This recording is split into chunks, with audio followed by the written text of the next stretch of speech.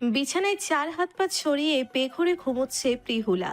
পরনে তার লাল টুকটুকে বেনারসি। মাথার খোপটা মাথার খোপাটা খানিক আলগা হয়ে আছে। গায়ে এখনো তার গয়না জড়িয়ে। খানিকক্ষণ ধ্যান মগ্ন হয়ে প্রিহুলার দিকে তাকিয়ে আছে হিয়ন। দুঃস্বপ্নের মতোই যেন ঘটে গেল সব। কিশোরী মেয়েটাকে বউ করে এক প্রকার যেচেই অপরাধ করেছে সে। অবশ্য সত্যিকার অর্থে এই বিয়েটা মেনে নেয়নি হিয়ন। তবে বিয়েটা তো অস্বীকারও করা যায় না। ভাবনার ছেদ ঘটতেই দীর্ঘশ্বাস টানল সে। শুনশান বাতাস বইছে বাহিরে। ব্যালকনিতে দাঁড়ালে বেশ ভালোভাবেই উপভোগ করা যায়। টিনের ছাউনির ব্যালকনির কার্নিশ ঘেঁষে দাঁড়িয়ে হিয়ন। মনে তার বিস্তর চিন্তার বিচরণ। মধ্যরাতের শীতল বাতাসেও মাথায় চিকন ঘামের রেখা স্পষ্ট। এখনো সবটা ভাবনার ঘোর মনে হচ্ছে। আজকের ঘটে যাওয়া ঘটনা বিন্দু পরিমাণ সময়ের জন্যে ভুলতে পারছে না। অন্যায়ের প্রতিবাদ ঠেকাতে আজ সে নিজেই বিশাল অন্যায়কে প্রশ্রয় দিয়ে বসে আছে। নিজের উপর প্রচণ্ড ধিক্কার হচ্ছে। এছাড়া আর উপায় ছিল না যে। বিকালে ঘটে যাওয়া ভাবনায় ডুবে হিয়ন। মাকে নিয়ে গ্রামে দাদু বাড়ির উদ্দেশ্যে এসেছে হিয়ন। গ্রামে হিয়নের দাদার বেশ নামডাক। ব্যাপারী বাড়ি বলতেই চিনতে একটুও ভুল করে না কেউ। গ্রামের সরু রাস্তা ভেদ করে বিশাল গাড়িটি আর সামনে এগোতে পারে না। হিয়ন বাধ্য হয়ে পায়ে হেঁটে যাচ্ছে মাকে নিয়ে। সরু রাস্তা পেরিয়ে যেতেই খানিকটা দূরে দৃষ্টি হোঁচট খায় হিয়নের। খোলা মাঠের মতো জায়গায় বিশাল বিয়ের আয়োজন হচ্ছে। চারিপাশে চিকন দড়ির মতো টেনে তাতে রং বেরঙের কাগজ লাগিয়ে দেওয়া। কলা গাছের সাজানো বড় সড়ো গেট। লোকে লোকে সমাগম। দল বেঁধে খাওয়ার আয়োজন হচ্ছে। এর আগে এমন বিয়ে কখনো দেখা হয়নি হিয়নের। থমকে দাঁড়িয়ে পড়ে সে। পেছন থেকে তাড়া দেয় লাইলা খাতুন। দাঁড়িয়ে পড়লি যে বাবা? জমকালো আয়োজন ভেদ করে কনের দিকে নজর পড়ল হিয়নের। মায়ের কথা বিন্দুমাত্র কর্ণপাত হয়নি। স্বল্প বয়সী এক মেয়ে লাল টুকটুকে বেনারসি পরে বসে আছে। চঞ্চল ভাব স্পষ্ট কিশোরীর মুখের আদলে। মেয়েটির আজ বিয়ে। সে বোধগম্য বুঝি বিন্দু পরিমাণ নেই তার মাঝে। স্বভাবেই তা লক্ষ্য করা যাচ্ছে। কাজী এতক্ষণে মেয়েটার সামনে এসে বসেছে। তখনই সেদিকে দিকবিদিক শূন্য হয়ে ছুটছে হিয়ন। ছেলের এহেন কাণ্ডে হতভম্ব লাইলা খাতুন। অগত্যা হিয়নের পেছন তিনিও ছুটছেন। গ্রামের বয়োজ্যেষ্ঠরা উপস্থিত আছেন বিয়ের আসরে। সবার মাঝখানে এসে দাঁড়ালো হিয়ন। জোরালো গলায় বলল, এ বিয়ে হবে না। উপস্থিত সবাই আগন্তুকের এমন কথায় বিস্মিত হয়ে তাকিয়ে। ভরা বিয়ের আসরে কোথা থেকে উদয় হলো এই যুবক? কনের সঙ্গে কোনো যোগসূত্র নেই তো? গ্রাম্য মহিলারা প্রিহুলাকে ঘরের ভেতর নিয়ে গিয়ে আটকে রাখলেন। খাবার রেখে উৎসুক দৃষ্টি ফেলে তাকিয়ে আছে সকলে। কেউ কেউ বা সন্দিহান দৃষ্টি বিয়ের আসর নিস্তব্ধতা কেউ কেউ বা সন্দিহান দৃষ্টি নিয়ে পরখ করছে হিয়নকে। মুহূর্তেই ভরা বিয়ের আসর নিস্তব্ধতা বিরাজ করছে। সকলের দৃষ্টি আগত ছেলেটির পানে। বেশভূষা বলছে শহরের উচ্চ শিক্ষিত কোনো যুবক। মোটামুটি বয়সের একজন লোক এগিয়ে এসে হিয়নের উদ্দেশ্যে বললেন, তুমি কেডা বাবাজি? আমার মায়ের সর্বনাশ চাইছো? হিয়ন বুঝতে পেরেছে ইনি হয়তো কিশোরীর পিতা। লোকটির হাত চেপে ধরল হিয়ন। মিনতির স্বরে বলল, আঙ্কেল, এই বিয়েটা আটকানো না হলে মেয়েটির খুব বড় সর্বনাশ হয়ে যাবে। হিয়নের কথায় ভ্রু কুঞ্চিত করে তাকান আরিফ হক। তার মেয়ের বিয়ে ভাঙতে উঠে পড়ে কেন লেগেছে এই যুবক? ঠাওর করে উঠতে পারলেন না। ছেলের এমন গর্বিত কাজে চোখে পানি টলমল করছে লাইলা খাতুনের। এমন ছেলের জন্ম দিতে পেরে সত্যি আজ তিনি ধন্য। তাল মিলিয়ে এগিয়ে আসলেন তিনিও। ছেলের কথার সঙ্গে সহমত পোষণ করে উপস্থিত সবার উদ্দেশ্যে বললেন, আপনার কি জানেন না বাল্যবিবাহ আইনত অপরাধ? লাইলা খাতুনের এমন কথায় ছেলের বাবা বিয়ের আসর ছেড়ে ছেলেকে নিয়ে চলে যাচ্ছেন। এমন অপমান তিনি সহ্য করবেন না জানান। রেনু বেগম পথ আটকে কান্না ছুড়ে দিলেন। কাকুতি মিনতি মিশ্রিত স্বরে বললেন, আমার মাইয়ার এত বড় সর্বনাশ কইরা আপনারে যাইতে পারেন না। আমি কইতেছি এই বিয়া হইব। পরিস্থিতি ভালো বেহাল দশায় পৌঁছিয়েছে। ছেলেকে নিয়ে এই মুহূর্তে বিদেয় না হলে জেলের ভাত খেতে হবে। বিয়ে ভেঙে বরযাত্রী নিয়ে কোনো রকম বিদেয় হলেন আফতাব হোসেন। যাওয়ার আগে রেনু বেগমের কানে ফিসফিস করে বলে গেছেন। সব হিসেব চুকবো পরে। রাগে মাথার রগ ফুলে উঠেছে হিয়নের। হাত দুটো মুষ্টিবদ্ধ করে রাগ সংবরণ করে নিল সে। প্রিহুলার মায়ের সামনে এগিয়ে এসে শান্ত স্বরে বলল, প্লিজ আন্টি, আপনি বোঝার চেষ্টা করুন, আটকাবেন না ওদের। অগ্নি চক্ষু নিক্ষেপ করে তাকায় রেনু বেগম, যেন এক্ষুনি রাগের অনলে ভস্ম করে দিবে হিয়নকে। ক্ষিপ্ত স্বর নিয়ে বলেন তিনি। তুমি কেডা? কেন এমন করতেছো? কি ক্ষতি করছি আমরা তোমার? একজন বয়োজ্যেষ্ঠ লোক এগিয়ে আসলেন। চোখে চশমাটা ভালো মতো এঁটে নিয়ে লাইলা খাতুনের দিকে তাকিয়ে বললেন। তুমি ব্যাপারীর বাড়ি বউ না? লোকটির দিকে তাকিয়ে জবাব দেন লাইলা খাতুন। জি। লোকটি এবার হিয়নের দিকে তাকায় ভালো করে, পরক্ষণে বলে। এতক্ষণে চিনছি, তুমি লিয়াকতের পোলা। হিয়ন লোকটিকে সালাম দিল, তারপর বলল, জি। সব কটা দাঁতের পাটি বের করে হাসলেন বৃদ্ধ। পরক্ষণে হিয়নকে প্রশ্ন করলেন, তা কি করো বাবাজি? জি, সদ্য ডাক্তারি পাশ করেছি। মেলা আইগাছো? জি, দোয়া করবেন। থমথমে পরিবেশটা মুহূর্তেই হট্টগোল পড়ে গেল। গ্রামের লোকেরা মাতব্বরের সাথে সব এক হয়েছে। বিয়ে ভাঙার ফলস্বরূপ সবার চোখে মুখেই রাগের রেখা। মাতব্বর দাঁড়িয়ে উঁচু স্বরে বললেন। মুহূর্তেই মাথায় আকাশ ভেঙে পড়ার মতো অনুভূতি হিয়নের। সে তো শুধু অন্যায়ের প্রতিবাদ করেছে। হিয়ন বিয়ে করলে সেটা তো অপরাধী হবে। তবে বিয়ে ভেঙে ফায়দা হলো কি? ক্রমেই রাগ নিয়ন্ত্রণ হারাচ্ছে। নিজেকে যথাসম্ভব শান্ত রেখে বলে সে। দেখুন, ওর বিয়ের বয়স হয়নি, কেন বুঝতে পারছেন না আপনারা? এখন অযথা বিষয়টা আরো জটিল করতে চাচ্ছেন। গ্রামের মহিলারা কানা ঘোষা করে নিজেদের মধ্যে বলা বলি করছে, শহরের পোলারা ভালো হয় না, মাইয়া নিয়া বেইচা দেয়। নিত্য নতুন কত কাহিনী শুনি খবরের পাতায়। কি ফন্দি নিয়ে আসছে এই পোলা কে জানে। নানান কথা হিয়নের কান অব্দি পৌঁছচ্ছে।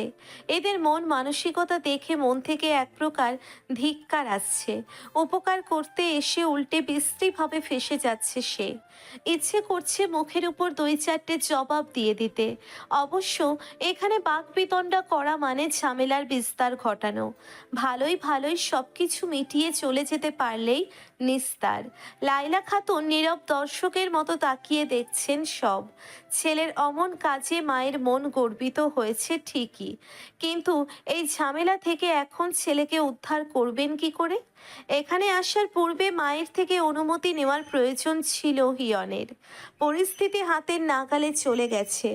একজন বয়োজ্যেষ্ঠ লোক, যিনি মূলত গ্রাম প্রধান, এগিয়ে এসে বললেন। শোনো বাবাজি, গ্রামে আমাগো মায়া আছে। এই পিহুলের জন্য তো পুরো গ্রামের বদনাম হইতে দিতে পারি না।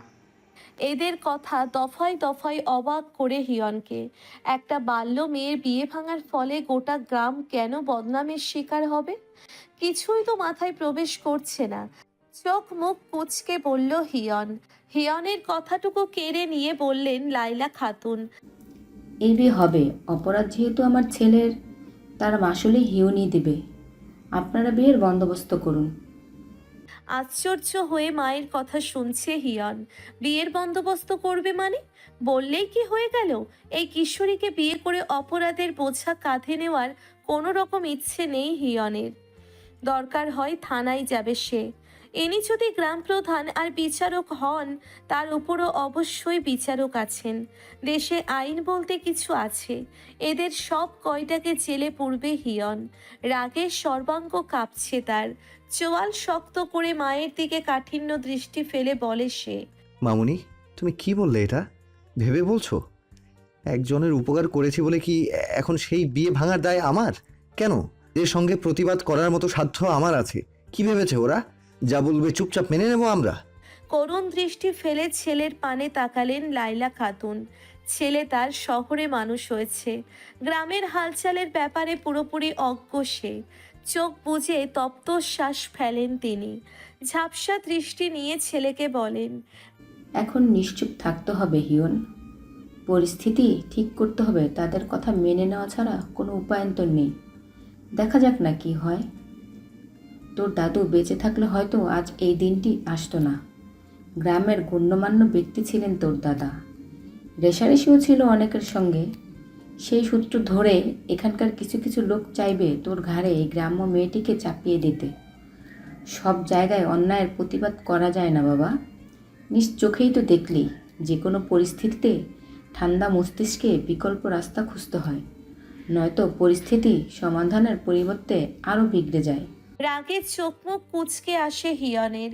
কিছুতেই মাথা ঠান্ডা করতে পারছে না সে।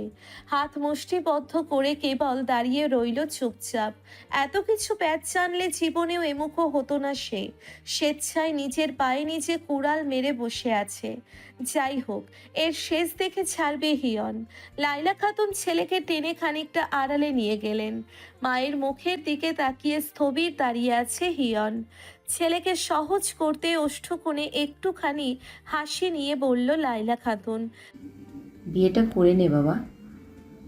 রাগ ক্ষোভে ঘন ঘন বার কয়েক শ্বাস ফেলল হিয়ন। শক্ত চোখে মুখে বলল, কেন মামুনি, তুমি কি কোনো কারণে ভয় পাচ্ছ ওদের? বিয়ে করব না আমি। দেখি কার সাধ্য আছে আমাকে রাজি করানোর। এদের গ্রামের বদনাম হওয়াতে আমার কিচ্ছু আসবে যাবে না। ছেলের রাগ দমাতে গায়ে আলতো হাত বুলিয়ে দিলেন লাইলা খাতুন। নরম গলায় বললেন, আছি তুই বিয়েটা করবি না। বিয়ে করতে আসা ছেলেটাকে জেলে পুরে দেবে, কিন্তু ছেলেটা তো কাল থানা থেকে ঠিকই ছাড়া পেয়ে যাবে। তারপর মেয়েটাকে ঠিক বিয়ে করে নেবে। তাহলে তোর এই প্রতিবাদ করে কি লাভ হলো? আপাতত তুই নামমাত্র বিয়ে করে নে। এই মেয়ের সঙ্গে সংসার করতে হবে না তোর।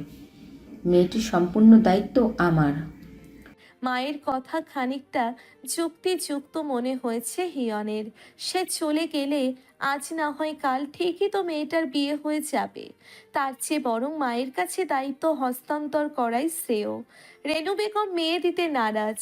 আরিফ হক গ্রামের মাতুব্বরের উপর কথা বলতে পারছেন না, যেহেতু হিয়ন ভরা বিয়ের আসরে সবটা ভেস্তে দিয়েছে।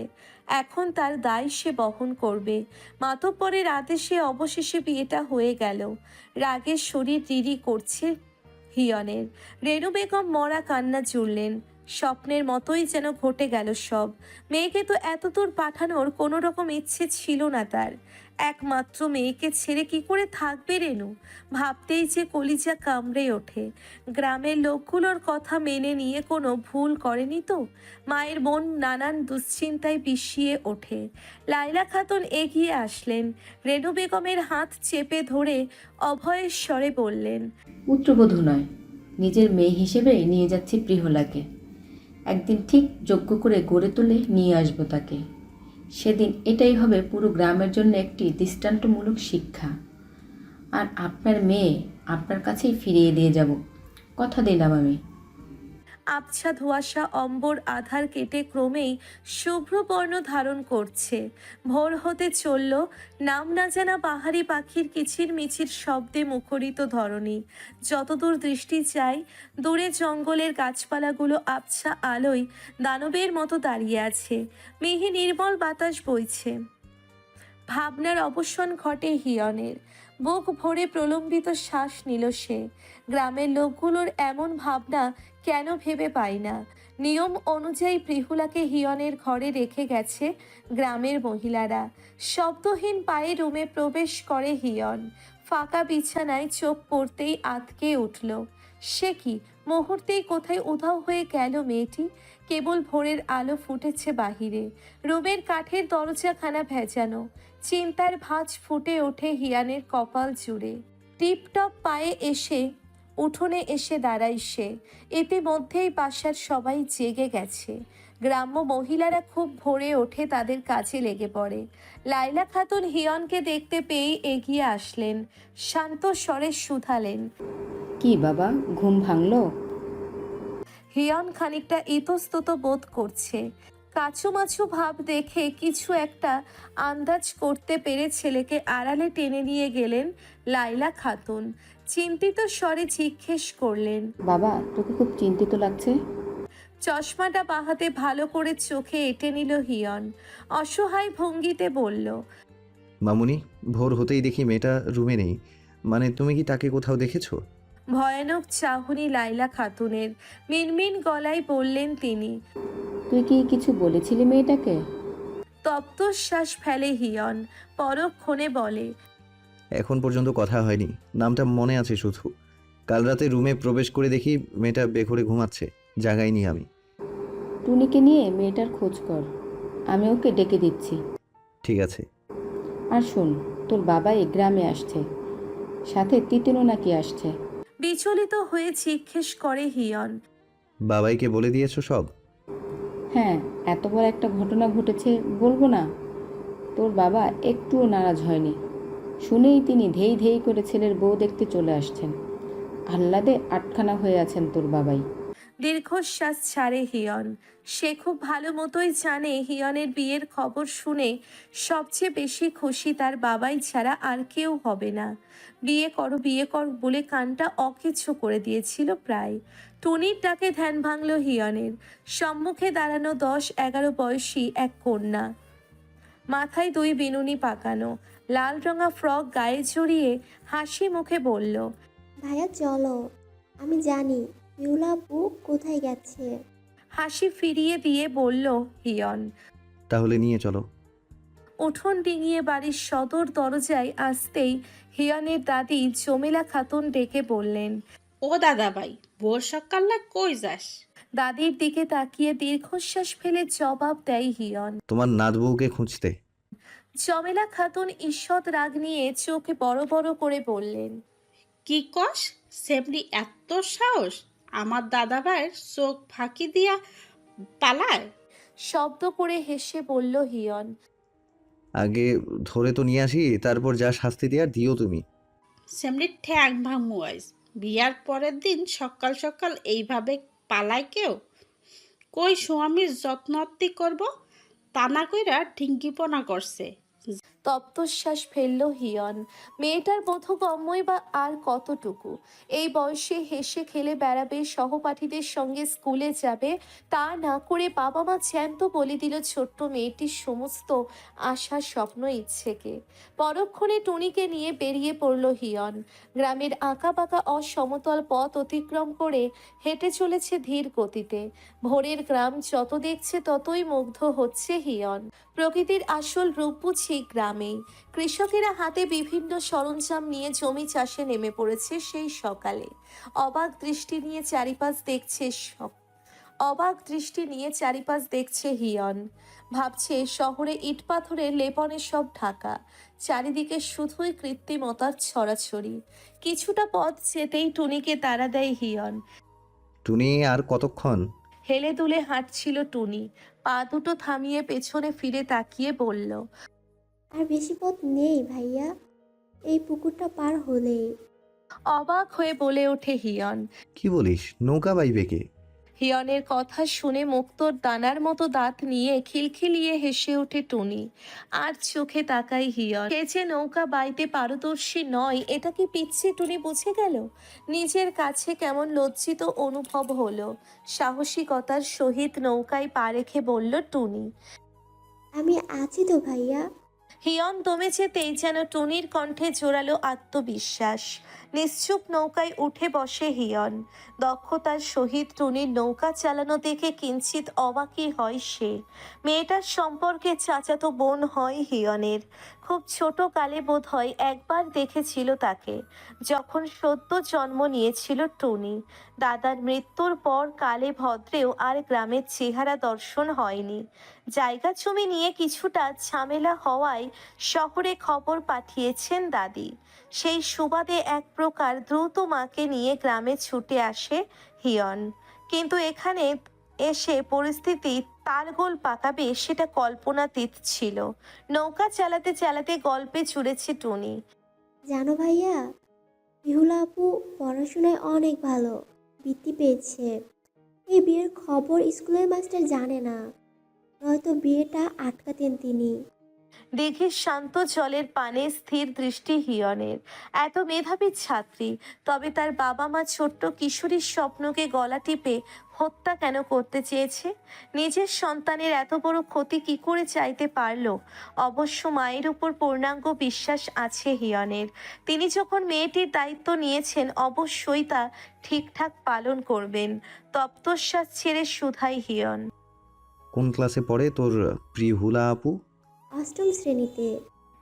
আশ্চর্যে কিয়ৎক্ষণের জন্য মুখ হয়ে রইল হিয়ন।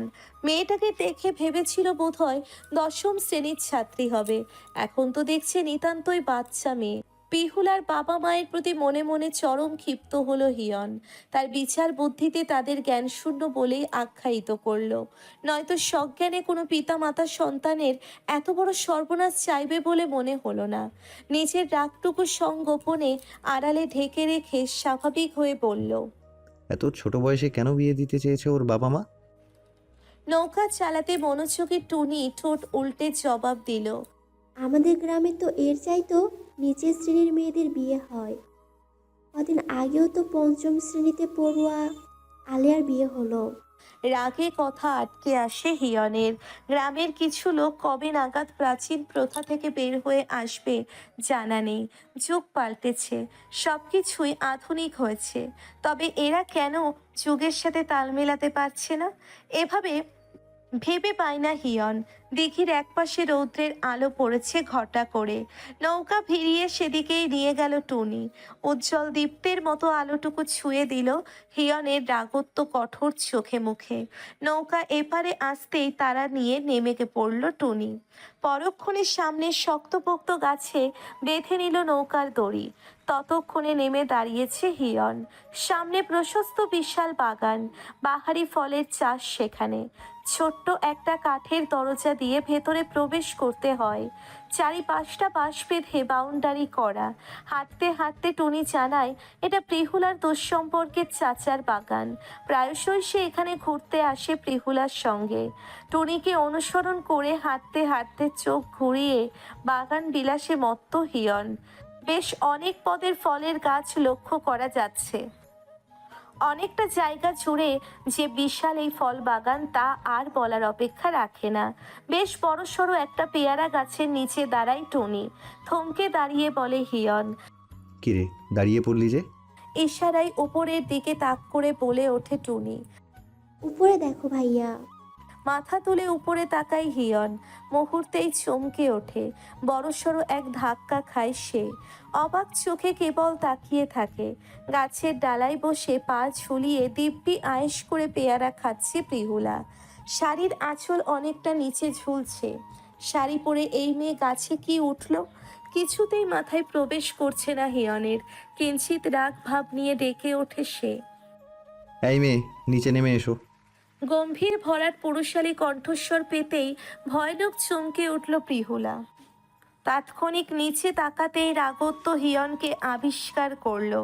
পরক্ষণে এক আকাশ সমপরিমাণ ভয় নিয়ে গাছ থেকে নেমে দাঁড়ালো। গায়ে এখনো তার বেনারসি জড়িয়ে, আঁচলটা মেঝেতে পড়ে কড়াকড়ি খাচ্ছে। মাথার খোপাটা এলোমেলো হয়ে আধো খুলে আছে, কেবল গায়ের গয়নাগুলো নেই। বাচ্চা মেয়ের ভয়ের ছাপ স্পষ্ট প্রিহুলার মুখবয়বে। আপাত মস্তক দেখে নিয়ে শুধালো হিয়ন। ভোর না হতে এখানে এসে বসে আছো কেন? আর খালি পেটে কেউ ফল খায়? কাঁদো কাঁদো মুখ করে তাকায় প্রিহুলা। টাকুর টুকুর নেত্র পল্লব ড্যাবডেবে হয়ে আছে, কাজল ঘেটে একাকার। এক মুহূর্তের জন্যে কিশোরীর চোখ সমুদ্রে ডুবেছে হিয়ন। ঘোর কখন লেগেছে বোঝেনি। আড়ষ্ট হয়ে দাঁড়িয়ে কম্পিত স্বর নিয়ে বলল প্রিহুলা। বাড়িতে যাব আমি। প্রিহুলার কথায় ঘোর কাটল হিয়নের। তক্ষুনি মনে হলো কোনো কিশোরীর আখিদয়ে হারিয়ে যাওয়াটা অন্যায়, বই কি মহা অপরাধ। মস্তিষ্ক ঘোর নিষেধাজ্ঞা জারি করলো। সম্মুখে থাকা মেয়েটি সম্পূর্ণই নিষিদ্ধ তার জন্য। প্রিহুলার কথার পাল্টা জবাবে কি বলবে হিয়ন বুঝতে পারছে না। মেয়েটিকে তো নিয়ে যাওয়ার জন্যেই মামনি তাকে পাঠিয়েছে। জোর জবরদস্তি করাও কোনোভাবে সম্ভব নয়। কি করে এখন বাড়ি নিয়ে যাবে হিয়ন? পাশ থেকে টুনি বলল, বেহুলাপু, আমাদের বাড়িতে চলো, দাদির কড়াকড়ি আদেশ। তাৎক্ষণিক টুনির পাশে এসে দাঁড়ায় ভয়ার্থ পিহুলা। টুনি বিষয়টা সামলে নিতেই স্বস্তির শ্বাস ফেলল হিয়ন। নৌকার দিকে এগোতে এগোতে বলল, টুনি, ওকে নিয়ে আয়, আমি নৌকায় আছি। হিয়ন নৌকার মাথায় বসে আছে। টুনি এগিয়ে এসে নৌকায় বসলো। প্রিহুলা হাতে বৈঠা নিয়ে নৌকা ঠেলে উঠে দাঁড়ায়। বিস্মিত হয়ে তাকায় হিয়ন। আঁচলটা কোমরে গুজেছে প্রিহুলা। শাড়ি ভেদ করে শুভ্র রঙা উদর বেরিয়ে আছে খানিকটা। সেদিকে হিয়নের বেখেয়ালি দৃষ্টি পড়তেই কয়েক সেকেন্ডের জন্যে আটকে রইল। পরক্ষণেই দৃষ্টি অন্য পাশে নিক্ষেপ করল সে। টুনির উদ্দেশ্যে বলল, টুনি, নৌকা তুই বাইতে পারতি তো? টুনি কণ্ঠে অভিমান নিয়ে বলল, কেন, তোমার বইয়ের কষ্ট বুঝি সহ্য হচ্ছে না? ছোট বোনটার উপর অন্যায় অবিচার করছো। ইছড়ে পাকা টুনির কথায় তোয়াক্কা করল না হিয়ন। এক পলক প্রিহুলার পানে তাকালো। বউ বলতেই কি অদ্ভুত এক টান অনুভূত হলো। আদেও কি এই মেয়ের স্বীকৃতি দিবে হিয়ন? ঢাকায় ফিরে গেলেই তো আর খোঁজ রাখবে না। মামনির কথায় কেবল নামমাত্র সম্পর্ক জুড়েছে সে। এই বিয়েটার কোনো মূল্য নেই তার কাছে। প্রাণোচ্ছল মেয়েটা বৈঠা হাতে আপন মনে নৌকা বাইছে। এই মুহূর্তে প্রিহুলাকে দিঘির নীল জলের লাল পদ্ম মনে হচ্ছে। অদ্ভুত রকমের সৌন্দর্য বিরাজ করছে। প্রিহুলাকে পুরো খুঁটিয়ে দেখছে হিয়ন। হঠাৎ টুনি চিৎকার করে ওঠে। ঘোর কাটে হিয়নের। হাই, পিউলা আপুর পায়ে তো যোগ। আতঙ্কিত স্বর টুনির। চোখ যে বড্ড ভয় করে তার। তাৎক্ষণিক বিচলিত হয়ে দাঁড়িয়ে পড়ল হিয়ন। টনিকে উপেক্ষা করে প্রিহুলার সামনে এসে দাঁড়ালো। নৌকা দিশাহীন হয়ে বেগতিকভাবে ঢুলছে। দেখি, বসো এখানে। হিয়নের এক কথায় বসে পড়ে প্রিহুলা। ভয়ে পা দুটো কাঁপছে ভীষণ। চোখের দিকে বিন্দুমাত্র ভ্রুক্ষেপ নেই তার। কাল বিলম্ব না করে পাশে বসলো হিয়ন। আলতো হাতে প্রিহুলার পাটা নিজের কোলে তুলে নিল। পায়ে হাত দিতেই অনুভব হলো বেশ পিলব আর গোলাপি আভাযুক্ত পা। এই মুহূর্তে হিয়নের মনে হচ্ছে পদজোড়ায় নূপুর থাকলে মন্দ লাগতো না। প্রিহুলা ড্যাব ড্যাব করে হিয়নের পানে তাকিয়ে। এই রোষ পরশ সুপুরুষকে তা কোনো কালে দেখা হয়নি তার। এই রোষ পরশ সুপুরুষকে তো কোনো কালে দেখা হয়নি তার। কে সে? কোন রাজপ্রাসাদ থেকে ছুটে এসে প্রিহুলাকে বিয়ে করেছে? এটা প্রিহুলার স্বপ্ন নয় তো? আকাশ কুসুম ভাবনা নিয়ে বিভোর হয়ে কেবল পলকহীন চেয়ে রইল হিয়নের পানে। নিজের অজান্তে এক ছিলতে হাসি ফুটে উঠল ওষ্ঠ জুড়ে। যত্ন নিয়ে চোখ ছাড়াতে আপ্রাণ চেষ্টা হিয়নের। বেশ আষ্টে পৃষ্ঠে লেগে আছে ফর্সা পায়ে।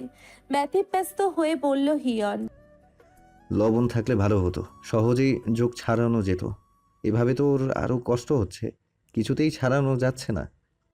অবাকে অবহেলায় বৈঠা পড়ে আছে এক কোণে। মাছ দিঘিতে দিশাহীনভাবে নৌকা ভাসছে। গতিপথ পাল্টেছে। বাধ্য হয়ে টুনি বৈঠা নিয়ে নৌকা বাইতে লাগলো। মাঝে হিয়ন প্রিহুলা বসে আছে। বেশ খানিকক্ষণ কষ্ট করার পর যোগ ছাড়াতে সক্ষম হলো হিয়ন। প্রিহুলার ধবধবে সাদা রঙা পাটা রক্তবর্ণ ধারণ করে আছে। রক্ত জমাট স্থানটায় ব্যথা করছে এখানটায়। চোখ তুলে একবার তাকালো প্রিহুলার মুখপানে। নিশ্চুপ তাকিয়ে আছে মেয়েটা। উজ্জ্বল একগুচ্ছ আলোক রশ্মি ছুঁয়ে আছে তার সর্বমুখে। পরক্ষণে ঠিক হয়ে বসলো হিয়ন। ধীর কণ্ঠে বলল, সমস্যা নেই, মলম লাগালে ব্যথা চলে যাবে। হিয়নের থেকে দৃষ্টি সরিয়ে নেয় প্রিহুলা। এতক্ষণ যাবৎ পায়ের চোখের কথা বেমালুম ভুলে বসেছিল সে। এটা কখনোই বা পা থেকে ছাড়ানো হলো। লোকটার মাঝে এতই নিবিষ্ট ছিল যে গোটা জগৎটাই থমকে গিয়েছিল পলের জন্য। পাগুলো শাড়ির নিচে গুটিয়ে নিল প্রিহুলা। পাশেই বসে রইল হিয়ন। দৃষ্টি দূর শান্ত জলে। চট করে উঠে দাঁড়িয়ে বলল প্রিহুলা। টুনি, বৈঠা দে, নৌকা আমি বাইব। প্রিহুলার কথায় রাগে চওড়া কপালে ভাঁজ পড়ে হিয়নের। আঘাতপ্রাপ্ত পা নিয়ে নৌকা চালানোর কি দরকার? টুনি তো দিব্যি চালিয়ে নিচ্ছে। দিঘির প্রায় 1/3 পার হয়েছে নৌকা। খানিকটা পেরোলেই তীরে ভিড়ে যাবে। প্রিহুলার দিকে তাকিয়ে বলল টুনি। কিছুই তো করছি আপু। অগত্যা চুপচাপ বসে থাকে প্রিহুলা। হিয়নরা বাড়ির উঠোনে প্রবেশ করতেই জমেলা খাতুন পথ আটকালেন। বৃদ্ধার আগে চোখ মুখ কুচকে প্রিহুলার পানে তাকিয়ে বললেন, জামাই রেখা সাত সকালে ড্যাং ড্যাং কইরা কই গেছিলি তুই? বিয়ার দিন সকালে নতুন বউ এইভাবে ঘর ছেড়া পালায়? ভয়ার্থ প্রিহুলা অপ্রতিভ দৃষ্টি নিয়ে বার কয়েক চোখের পাতা ঝাপটায়। কম্পিত স্বর নিয়ে বলে, আমি তো বাগানে গিয়েছিলাম দাদি।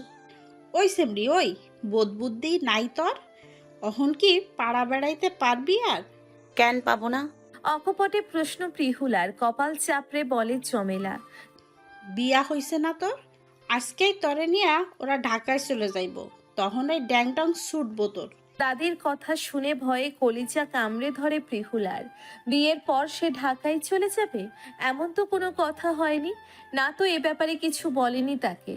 নিজের পরিবার ছেড়ে কোথাও যাবে না প্রিহুলা। ওরা বললেই হলো নাকি? মুখ বাঁকিয়ে বলল সে। আমি শহরে যাব না। ইস, তুই যাবি না কইলেই হইল? তোরে কি বিয়া করছে গ্রামে রাইখা যাওয়ানোর জন্য? তোর ঢঙের কথা শুই না গা পিত্তি জইলা যাইতাছে। লাইলা খাতুন এগিয়ে এসে শাশুড়ির ঝগড়া থামালেন।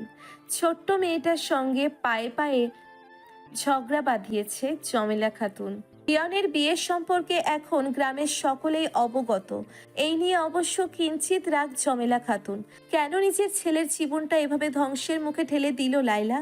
অমন চাঁদের মতো দেখতে শিক্ষিত ডাক্তার নাতি তার, এমন অযোগ্য নাতবউ তিনি মেনে নিতে পারছেন না। বিয়ের পূর্বে হিয়নের কাকাকে বিষয়টা জানালে এত দূর গড়াতো না নিশ্চয়ই। মুখ ফুলিয়ে স্থান ত্যাগ করে জমেলা খাতুন। তপ্ত শ্বাস ফেলে শাশুড়ির বিয়ের প্রসঙ্গ নিয়ে যে হিয়নের দাদি বেজায় রেগে আছেন তা আর বলার অপেক্ষা রাখে না। চাইলে প্রতিবাদ করে বিয়েটা ঠেকিয়ে দিতে পারতেন লাইলা খাতুন। অবশ্য প্রচণ্ড ঝামেলাও পোহাতে হতো এই নিয়ে। সবচেয়ে বড় কথা, তিনি স্বেচ্ছায় সম্মতি নিয়েই ছেলেকে বিয়ে করিয়েছেন। নামমাত্র বিয়ে, মেয়েটার ভালো চাইতেই তার এই সিদ্ধান্ত গ্রহণ। গ্রামের কিছু সংখ্যক লোককে শিক্ষা দেওয়ার জন্যেই প্রিহুলার দায়িত্ব নিয়েছেন তিনি, যেন পরবর্তীতে গ্রামে বাল্য বিয়ের মতো অন্যায় আর না হয়। হিয়ন যে প্রতিবাদ করে কোনো ভুল করেনি, এটা 2-3 বছর পর সবাই ঠিকই বুঝতে পারবে।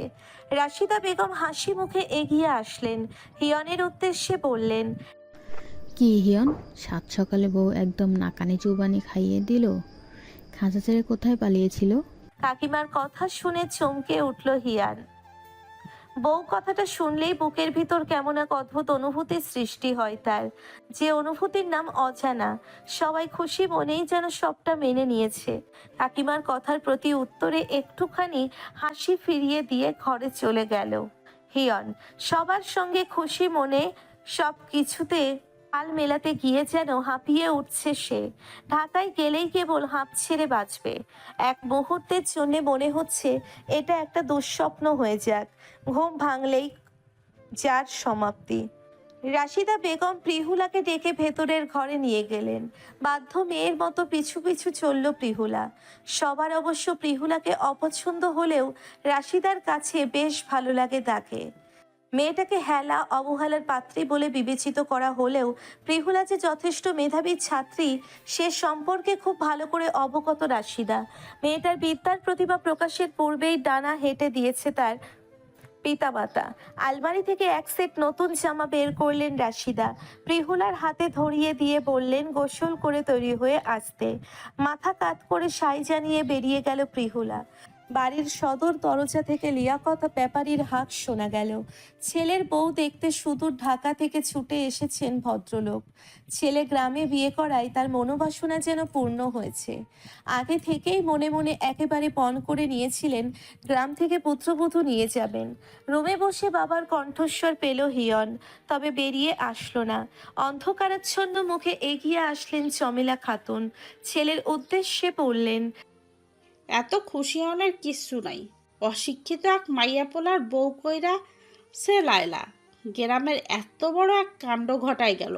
একটাবার আমাকে জানানোর প্রয়োজন মনে করলো না তোর বউ? জহিদে জানাইলে তো এই বিয়া হইতেই দিত না। বউরে এত লাই দিস না, দেখলি তো পরিণাম। নিশ্চুপ মায়ের কথা শুনল লিয়াকত সাহেব। স্ত্রীর কাছে সমস্ত কিছুই শুনেছেন ফোনে। কারোরই মত নেই এই বিয়েতে। ছোট ভাই জহির নাকি যা তা শুনিয়েছে এই বিয়ে নিয়ে। স্ত্রীর প্রতি দৃঢ় বিশ্বাস আছে লিয়াকত সাহেবের।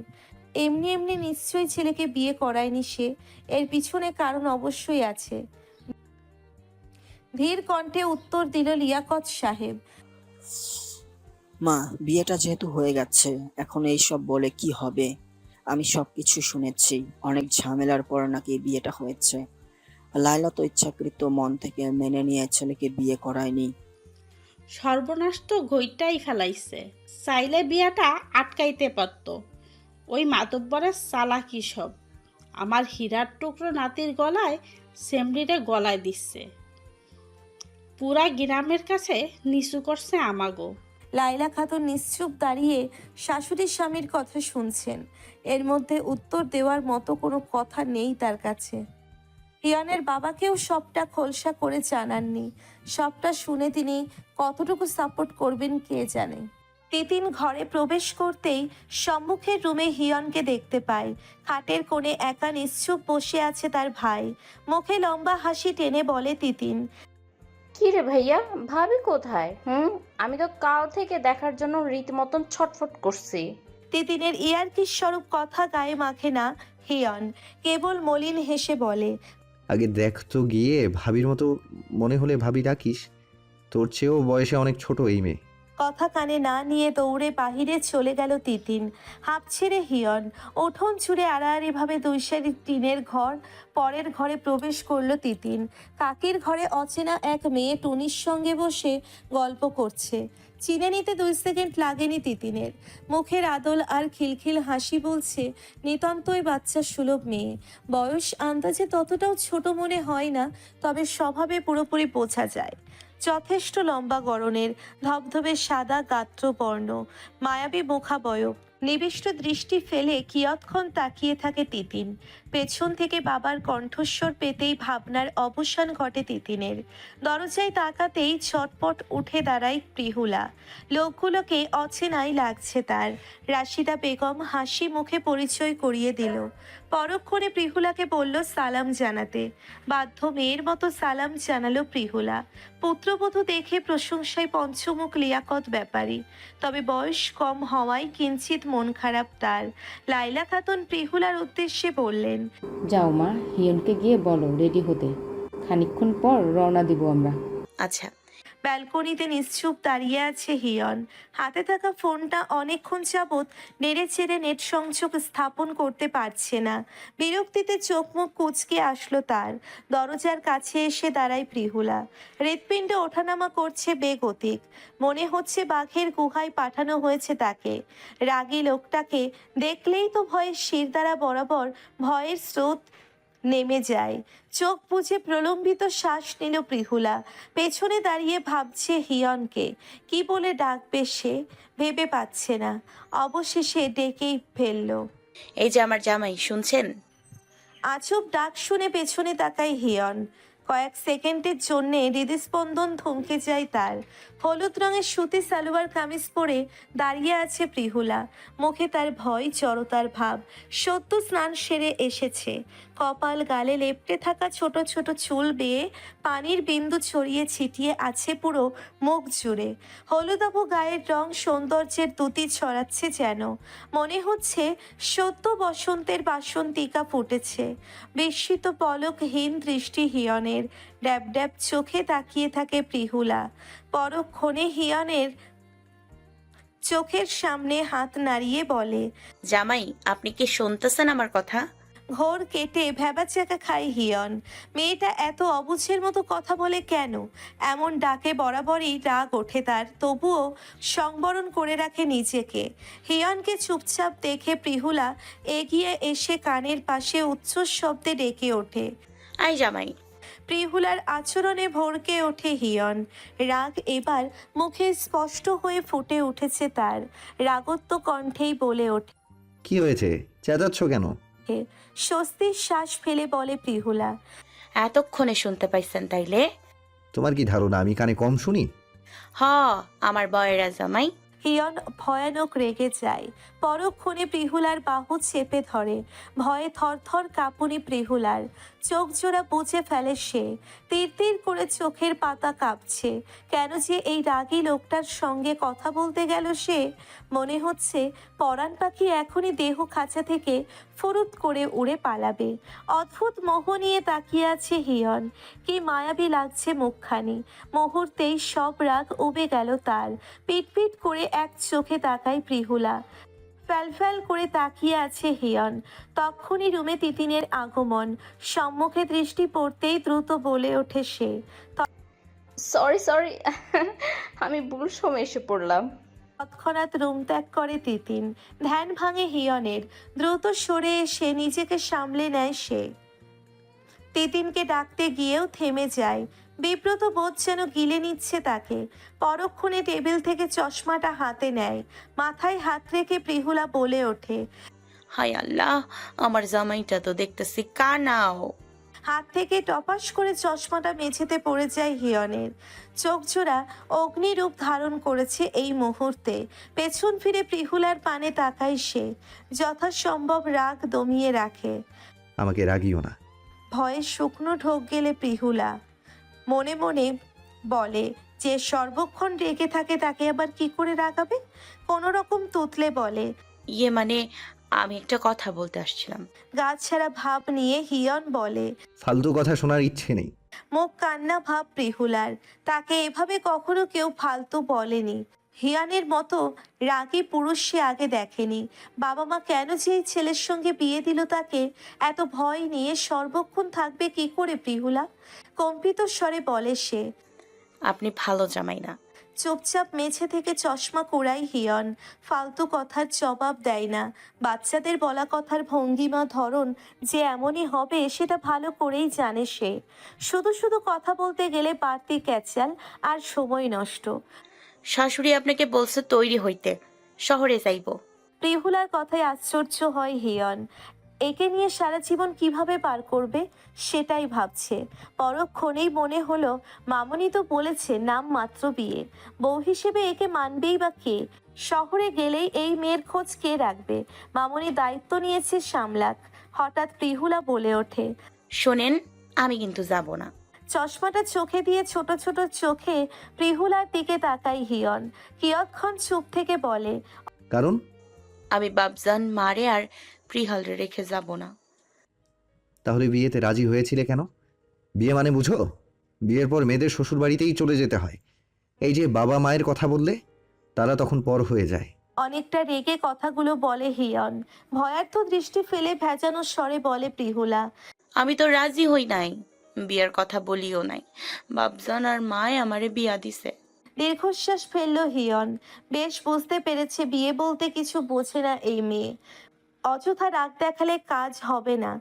ফালতু সময় নষ্ট। যথেষ্ট স্বাভাবিক হয়ে বলে সে। শোনো, পড়ালেখা করতে চাও তো তুমি? হ্যাঁ চাই তো। তার জন্য শহরে যেতে হবে তোমায়। খানিকক্ষণ ভাবনায় পড়ে প্রিহুলা। চিন্তার ভাঁজ মুখাবয়বে। আদেও কি শহরে যাওয়াটা সমীচীন হবে তার? এর আগে তো কোনোদিন ঢাকা দেখা হয়নি। শুনেছে বিশাল সেই শহর। এত বড় শহরে পরিবার রেখে কি করে থাকবে প্রিহুলা? ভাবতেই যে বুক ফেটে কান্না আসতে চায়। অন্যদিকে তার বহুদিনের স্বপ্ন আর ইচ্ছে বড় হয়ে শিক্ষিকা হবে। গ্রামের সুস্থ অসহায় ছেলেপেলেদের বিনা পয়সায় পড়াবে। তাহলে কোন দিকটা বেছে নিবে সে? ছোট্ট মস্তিষ্ক ভেবে পায় না। প্রিহুলার ভাবুক চিন্তিত মুখের আদল দেখে হাসি পায় হিয়নের। চট করেই বলে ওঠে প্রিহুলা। তাইলে আমি যাব। প্রতি উত্তরে কোনো জবাব দেয় না হিয়ন। পকেট থেকে রুমাল বের করে চশমা মোছাই মনোযোগী হয়।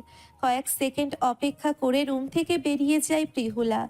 দৃষ্টি তুলে সেদিকে তাকাতেই বিস্ময় মুখ হয়ে রয় হিয়ন। প্রিহুলার হাঁটু ছুঁই ছুঁই চুলগুলো বাতাসকে দাপিয়ে বেড়াচ্ছে। অবাক চাহনি হিয়নেরও। এ যেন বিশাল আকাশে এক টুকরো কালো মেঘ দুলছে। কোনো কিশোরীর এত লম্বা চুল হয় জানে না হিয়ন। অবশ্য এর আগে এত বড় কেশরাশি দেখার সৌভাগ্য হয়নি তার। দৃষ্টিগোচর হওয়া অবধি কেবল তাকিয়ে থাকে মুগ্ধ নয়নে। পরক্ষণে ভাবে মেয়েটা কি জানে মুহূর্তেই যে কোনো পুরুষকে ঘোর লাগিয়ে দেওয়ার ক্ষমতা যে তার আছে। নারী নাকি আঁচলে পুরুষ বাঁধে সযত্নে, এই ললনা তো চুল দিয়েই সম্পূর্ণ কাবু করার ক্ষমতা নিয়ে জন্মেছে। নারীর লম্বা চুল পছন্দ করে না এমন পুরুষ বোধ হয় নেই বললেই চলে। হিয়নও নিশ্চয়ই তার ব্যতিক্রম নয়। ঢাকা যাওয়ার উদ্দেশ্যে পরিবারকে নিয়ে সকলের থেকে বিদায় নিতে আসে লিয়াকত ব্যাপারী। ছোট ভাই জহির না থাকায় মনটা বেশ খারাপই হয়। ব্যবসার কাজের জন্যে দুদিনের জন্য কক্সবাজার গিয়েছে সে। অবশ্য চাইলেই হুটহাট পরিবারের সঙ্গে দেখা হয় না লিয়াকত সাহেবের। শহুরে ব্যস্ত জীবন যেন ঠেলে ঠুলে আপনজনদের দূরে সরিয়ে দিয়েছে। ছেলের বিদায় বেলায় চমেলা খাতুন আঁচলে চোখ মুছছেন। হিয়নের জন্যে আফসোস যেন এতটুকুও কমেনি তার। প্রিহুলাকে সুন্দর করে সাজিয়ে দিয়েছে রাশিদা। শহর সম্পর্কে কিছুটা ধারণাও দিয়ে দিয়েছে যেন সহজে মানিয়ে নিতে পারে। শেষ বেলা মেয়ের বিদায়ের কথা শুনে প্রিহুলার বাবা মা এসেছেন। দুজনের মুখেই কেমন ভয় আতঙ্কের ছাপ স্পষ্ট। মেয়ের এই অনাকাঙ্ক্ষিত ভবিষ্যতের পরিণাম কি হবে? প্রিহুলার বাবার হাত চেপে অভয়ের স্বরে সান্ত্বনা দিলেন লিয়াকত ব্যাপারী। বললেন একবার যেন ঢাকায় গিয়ে স্বচক্ষে মেয়ের শ্বশুর বাড়ি দেখে আসেন। মাকে জড়িয়ে বাচ্চাদের মতো হাত পা ছুঁড়ে কাঁদছে প্রিহুলা। পাশেই 9-10 বছর বয়সী এক ছেলে প্রিহুলার ওড়না ধরে কাঁদছে। বারংবার না যাওয়ার জন্য বায়না করছে ছেলেটা। নিশ্চুপ সেই দৃশ্য দেখছে হিয়ন। ইচ্ছে করছে এগিয়ে গিয়ে প্রিহুলাকে সান্ত্বনা দিতে। শক্তপোক্তভাবে সে অধিকারটুকুও যে নেই। তবে মেয়েটার কান্না কেমন সহ্য হচ্ছে না। আর এক মুহূর্ত না দাঁড়িয়ে গাড়ির দিকে এগিয়ে গেল হিয়ন।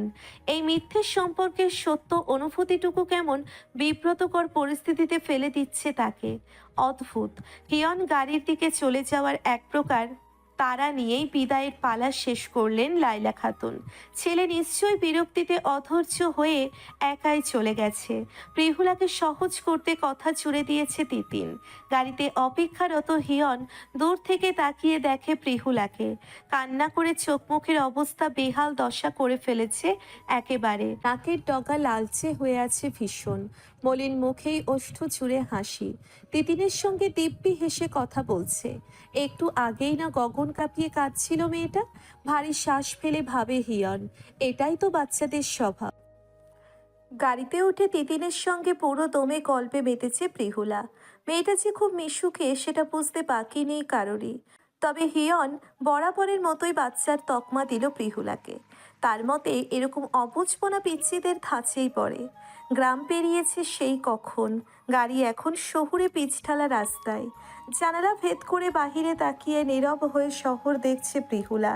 বিশাল কয়েক লেনের বিস্তর রাস্তা, ছোট মাঝারি কত গাড়ির দল। একপাশে রিক্সাগুলো নিরবচ্ছিন্নভাবে চলাচল করছে। দৃষ্টি যতদূর যায় ভূধরের ন্যায় অট্টালিকা দাঁড়িয়ে আছে মাথা উঁচু করে।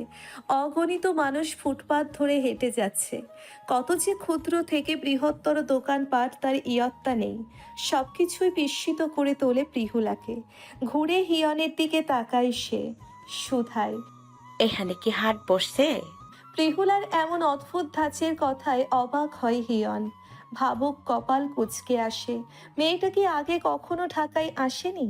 অবাকতা নিয়ে বার কয়েক চোখের পাতা ফেলে তিতিন। নীরবে তপ্তশ্বাস ফেলে লাইলা খাতুন। পাশ থেকে লিয়াকত ব্যাপারী জবাব দেন, এত মানুষ, দোকানপাট, ভিড় দেখে কথা বলছো তোমা? হ্যাঁ, আমি বাবার সাথে কয়েকবার গঞ্জে গেছি।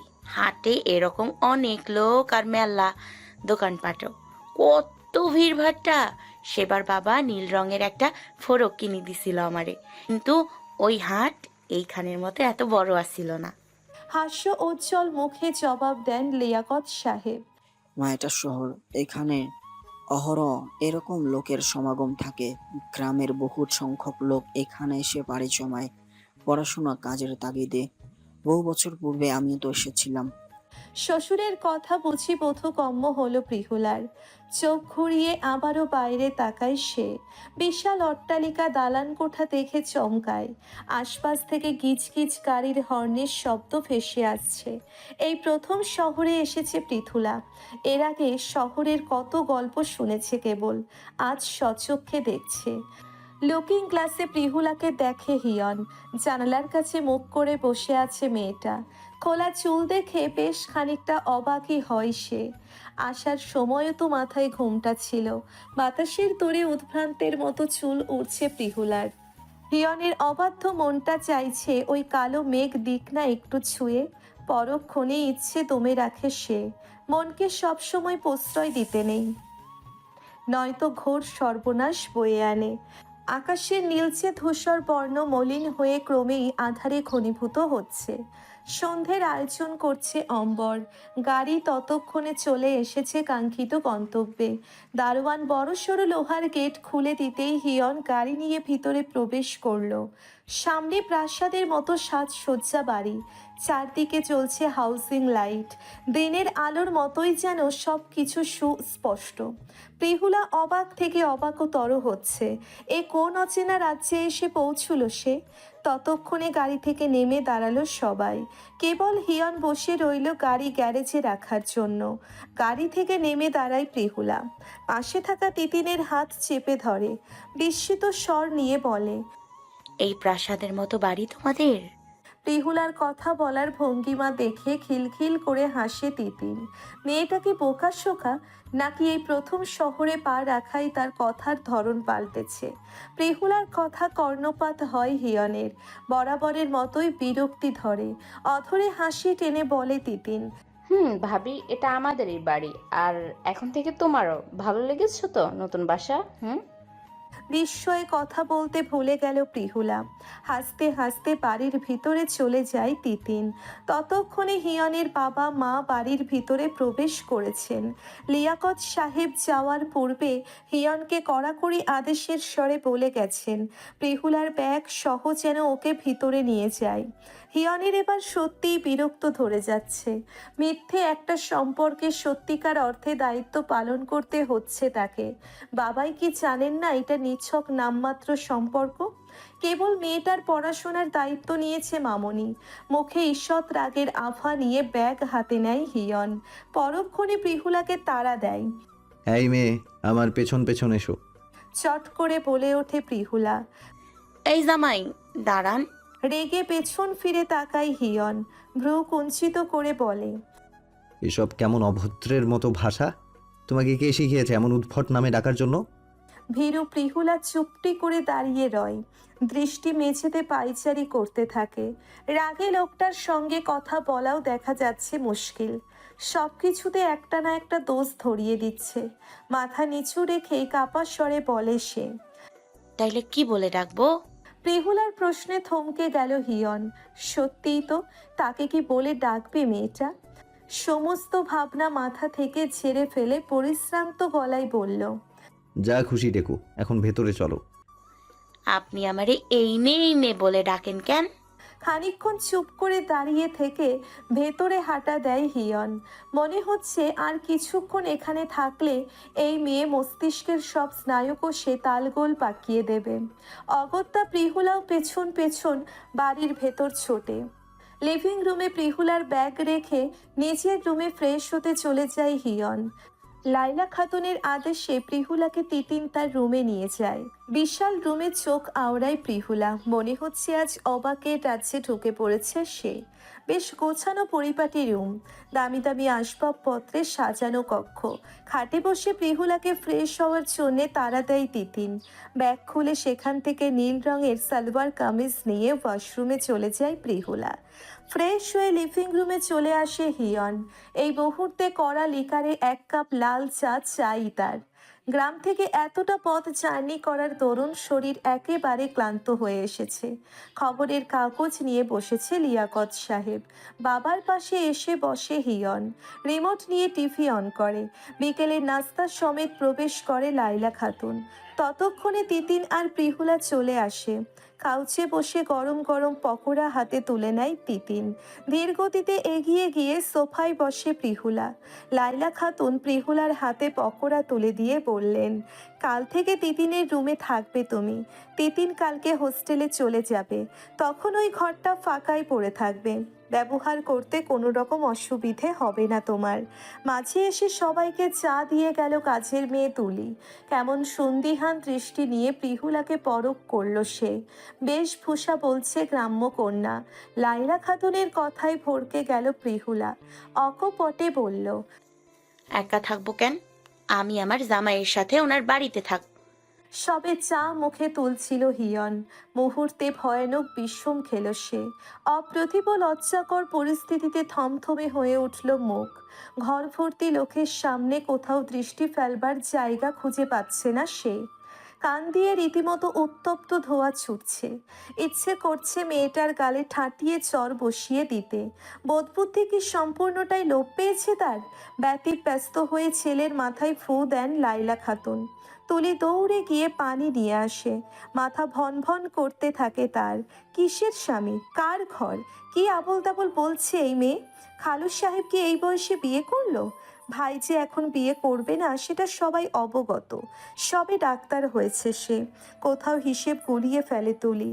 তবে কাউকে কিছু জিজ্ঞেস করার সাহস করে উঠতে পারে না। পানি খেয়ে কোনো রকম লিভিং রুম থেকে পালাই হিয়ন। চায়ে মনোযোগী হয় প্রিহুলা।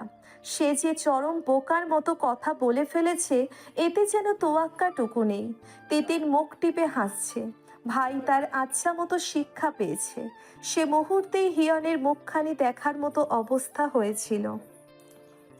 নৈশভোজের আহার হিয়ন ছাড়া সকলেই সম্পন্ন করেছে। লজ্জা কাটিয়ে উঠতে না পেরে বেচারা রাতের খাবার থেকে বঞ্চিত হয়েছে। একেই বুঝি বলে চেঁচে দুর্ভাগ্যকে টেনে আনা।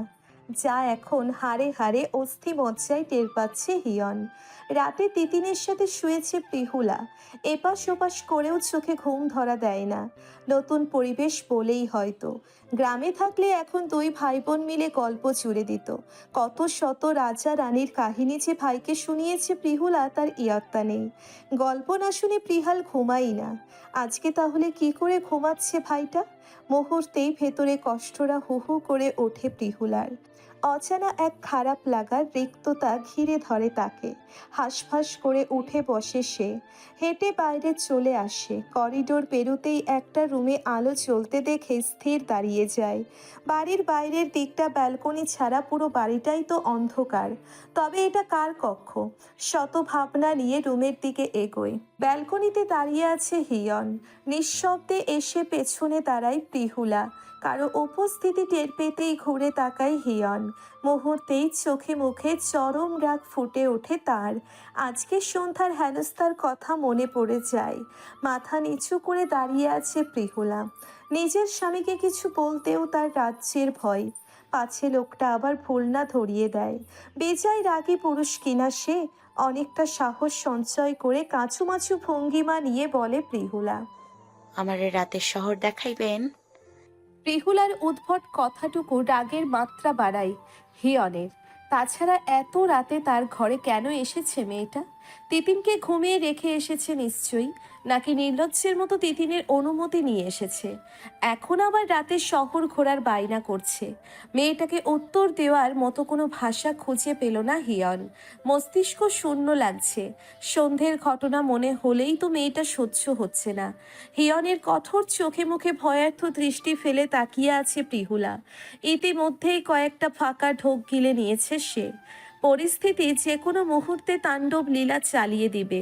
নিশ্চুপ হিয়নকে দেখে কম্পিত স্বরে বলে প্রিহুলা, জানালা দিয়ে উকি দিয়া দেখছি আমি। কত মানুষ! ওই যে উঁচুতে লাগানো কেমন লাইট, কত আলো! নিয়ে যাইবেন আমারে ওইখানে?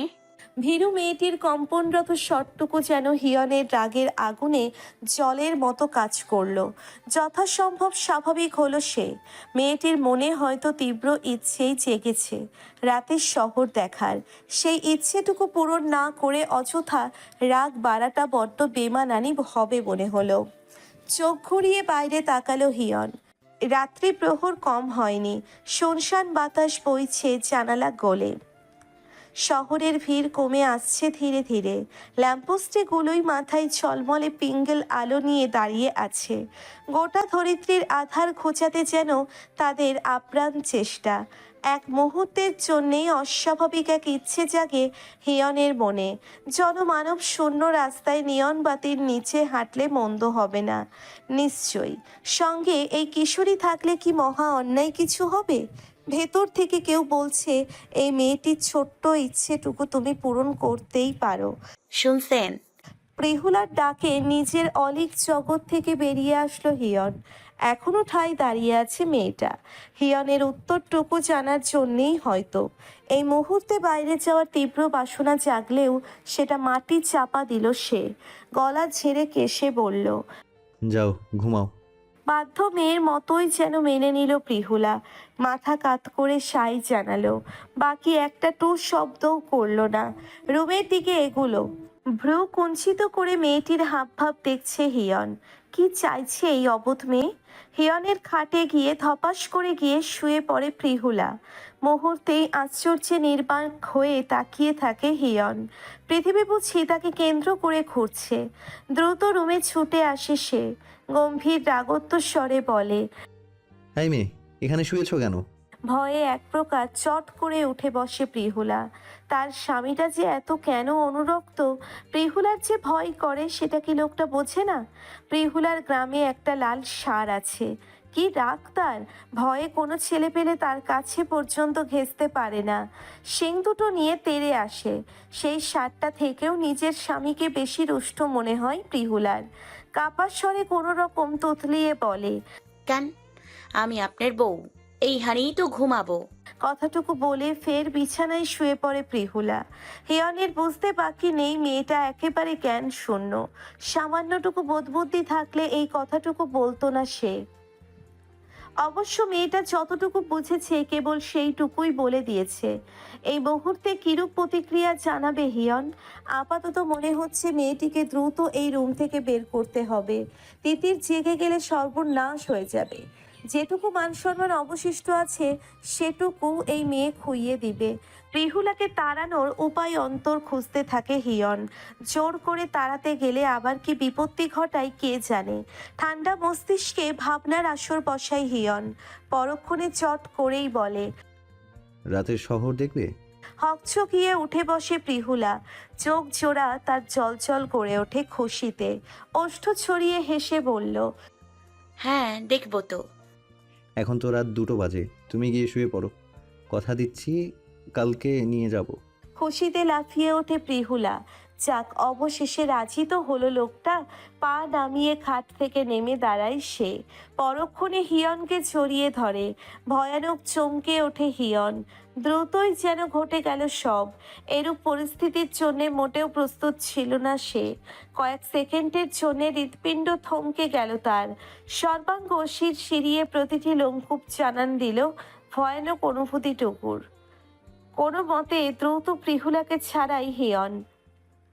মাথায় বিন্দু বিন্দু ঘাম জমছে তার। বাঁকা চোখে হিয়নের দিকে তাকায় প্রিহুলা। নাকের পাটা ফুলিয়ে বলে, ধাক্কা দিলেন কেন? কথার প্রসঙ্গ পাল্টে আদেশের স্বরে বলল হিয়ন। তিতিনের রুমে যাও। চুপটি করে বেরিয়ে যায় প্রিহুলা। হেঁটে বইয়ের তাকের কাছে আসে হিয়ন। পছন্দসই একটা বই নিয়ে ব্যালকনিতে চলে আসে। খানিকক্ষণ পূর্বের ঘটনাটা হোলের মতো মস্তিষ্কে বিঁধে যাচ্ছে। প্রিহুলার স্পর্শ যেন এখনো বুকে আষ্টে পৃষ্ঠে লেপ্টে আছে। নারী স্পর্শ এত ভয়ঙ্কর হয়, এত! কিছু সময়ের জন্য শ্বাস রোধ হয়ে গিয়েছিল রীতিমতো। এই নব্য অনুভূতিটুকুর সঙ্গে প্রথমবার পরিচয় হয়েছে হিয়ন। খুবই অদ্ভুত।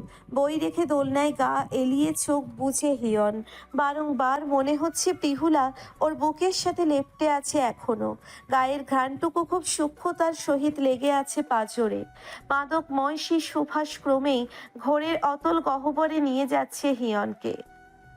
ঘুম ছুটেছে সেই কখন। কালকে সকালে হসপিটাল যেতে হবে। এভাবে ঘুমের ব্যাঘাত ঘটালে রোগী দেখায় মন দিবে কি করে হিয়ন? শত ভাবনা মাথায় নিয়ে চোখে চশমা এঁটে আকাশে মন দিল। পূর্ণ চাঁদটা ঝুলে আছে অম্বরের বক্ষস্থলে, তাকেই ঘিরেছে সহস্র নক্ষত্র। ভরা পূর্ণিমার আলো ছড়িয়েছে গোটা ধরিত্রীর কোল জুড়ে। অদ্ভুত সৌন্দর্য বিরাজ করছে যেন। এ কোন অদ্ভুতের দুনিয়ায় এসে পড়ল হিয়ন? এত এত অদ্ভুত সৌন্দর্য আগে কি কখনো ধরা দিয়েছিল চোখে? নাকি পৃথিবী নব্য কোনো রূপ উন্মোচিত করেছে তার সম্মুখে? প্রাতকালের নাস্তার আয়োজন করেছে শাইলা খাতুন। প্রাতকালের নাস্তার আয়োজন করেছে লাইলা খাতুন। হাতে হাতে প্রায় সমস্ত কাজ সেরে দিয়েছে তুলি। কিছু সময়ের ব্যবধানে হিয়ন আসে। নাস্তায় এগিয়ে দিতে দিতে আর চোখে হিয়নকে পরখ করে তুলি। আজকে সকালেই খালাকে জিজ্ঞেস করেছিল গ্রাম থেকে আসা মেয়েটির কথা। উত্তরে তিনি জানালেন কাছের আত্মীয় হয়। তবে স্বামী কাকে বলল? ভাইজান আবার চুপি চাপে বিয়ে করে নেয়নি তো? পাশের চেয়ারে লাইলা খাতুন বসতেই প্রিহুলার আগমন। ঠোঁটের কোণে মৃদু হাসি নিয়ে প্রিহুলাকে বসতে বললেন লাইলা খাতুন। টেবিলের উপরে থাকা ছুরি থেকে আপেল নিয়ে খেতে থাকে প্রিহুলা। তিতিন ব্যাগপত্র নিয়ে হন্তদন্ত হয়ে ছুটে এসেছে। ঘুম থেকে জাগতে অনেকটা দেরি করে ফেলেছে সে। নাস্তা খাওয়ার সময়টুকু পর্যন্ত পায়নি। দ্রুত বিদায় নিয়ে হোস্টেলের উদ্দেশ্যে চলে গেছে। তিতিন চলে যাওয়ায় কিঞ্চিত মন খারাপ প্রিহুলার। এবার একা একা কি করে ঘুমাবে সে? নাস্তা শেষে মায়ের থেকে বিদায় নেয় হিয়ন। দরজার কাছাকাছি যেতেই পেছন থেকে প্রিহুলার ডাক। এই জামাই, দাঁড়ান। সকাল সকাল মেজাজটা চরম বিগড়ে গেল হিয়নের। চলন্ত পা দুটি থামিয়ে ঘুরে তাকালো। মেয়েটাকে তো এসব ভাষা বলতে নিষেধ করেছিল সে। নিশ্চুপ নিজের খাওয়ায় মনোযোগী লাইলা খাতুন। কোনো কথাই যেন কর্ণপাত হয়নি তার। পাশেই রসগোল্লার মতো নেত্র জোড়া নিয়ে অবাক হয়ে তাকিয়ে আছে তুলি। রাজার কাছে এগিয়ে এসে বলল প্রিহুলা। আমারেও নিয়ে যান আপনার সাথে। চোয়াল শক্ত করে কাঠিন্য চোখে মুখে বলে। কোথায় যাবে শুনি? ঠোঁট উল্টে বলল প্রিহুলা। আপনি যেখানে যাইবেন। জাহান্নামে যাব। কথাটুকু বলে হন হন করে বেরিয়ে পড়ে রিহেয়ন। বোকার মতো নিশ্চুপ ঠাই দাঁড়িয়ে থাকে প্রিহুলা। লাইলা খাতুন এগিয়ে আসেন, প্রিহুলার মাথায় হাত বুলিয়ে বলেন। কালকে তোমাকে স্কুলে ভর্তি করিয়ে দিয়ে আসবে হিয়ন, তখন ওর সাথে যেতে পারবে। মন খারাপ না করে নিজের রুমে যাও। মাথা নাড়িয়ে সাই জানিয়ে চলে যায় প্রিহুলা। তুলি এগিয়ে আসে, কোমরে হাত রেখে লাইলা খাতুনের উদ্দেশ্যে বলে। খালাম্মা, বাই যে বিয়ে করলো, এই খবরখান আগে কইলেন না কেন আমারে? আমি জিজ্ঞেস করার পরও মিশা কইলেন। পরক্ষণে কপাল চাপড়ে ফের বলে তুলি। খালাম্মা গো, কোথায় ইচ্ছা ছিল ভাইয়ের বিয়াতে লেহেঙ্গা পইরা নাচমু। আমার একটা বার দাওয়াত দিতেন, আমি সেই সুদূর নেত্রকোনা চইলে যাইতাম। এত বছর যাবৎ কাজ করে আপনাগো বাসায় বেইমানিটা করতে বুক কাঁপতো না আপনার? তো তিতিন আপার বিয়েতে যদি আমারে না কন, তাইলে এই বাসায় কাজ ছাইরা চইলা যাবো আমি কইলাম। শুকনো চোখে কেঁদে যাচ্ছে তুলি। কপাল চেপে ধরলেন লাইলা খাতুন। পরক্ষণে বিরক্তি মিশ্রিত স্বরে বললেন। আমার মাথা ধরিয়ে ফেলেছিস তুই।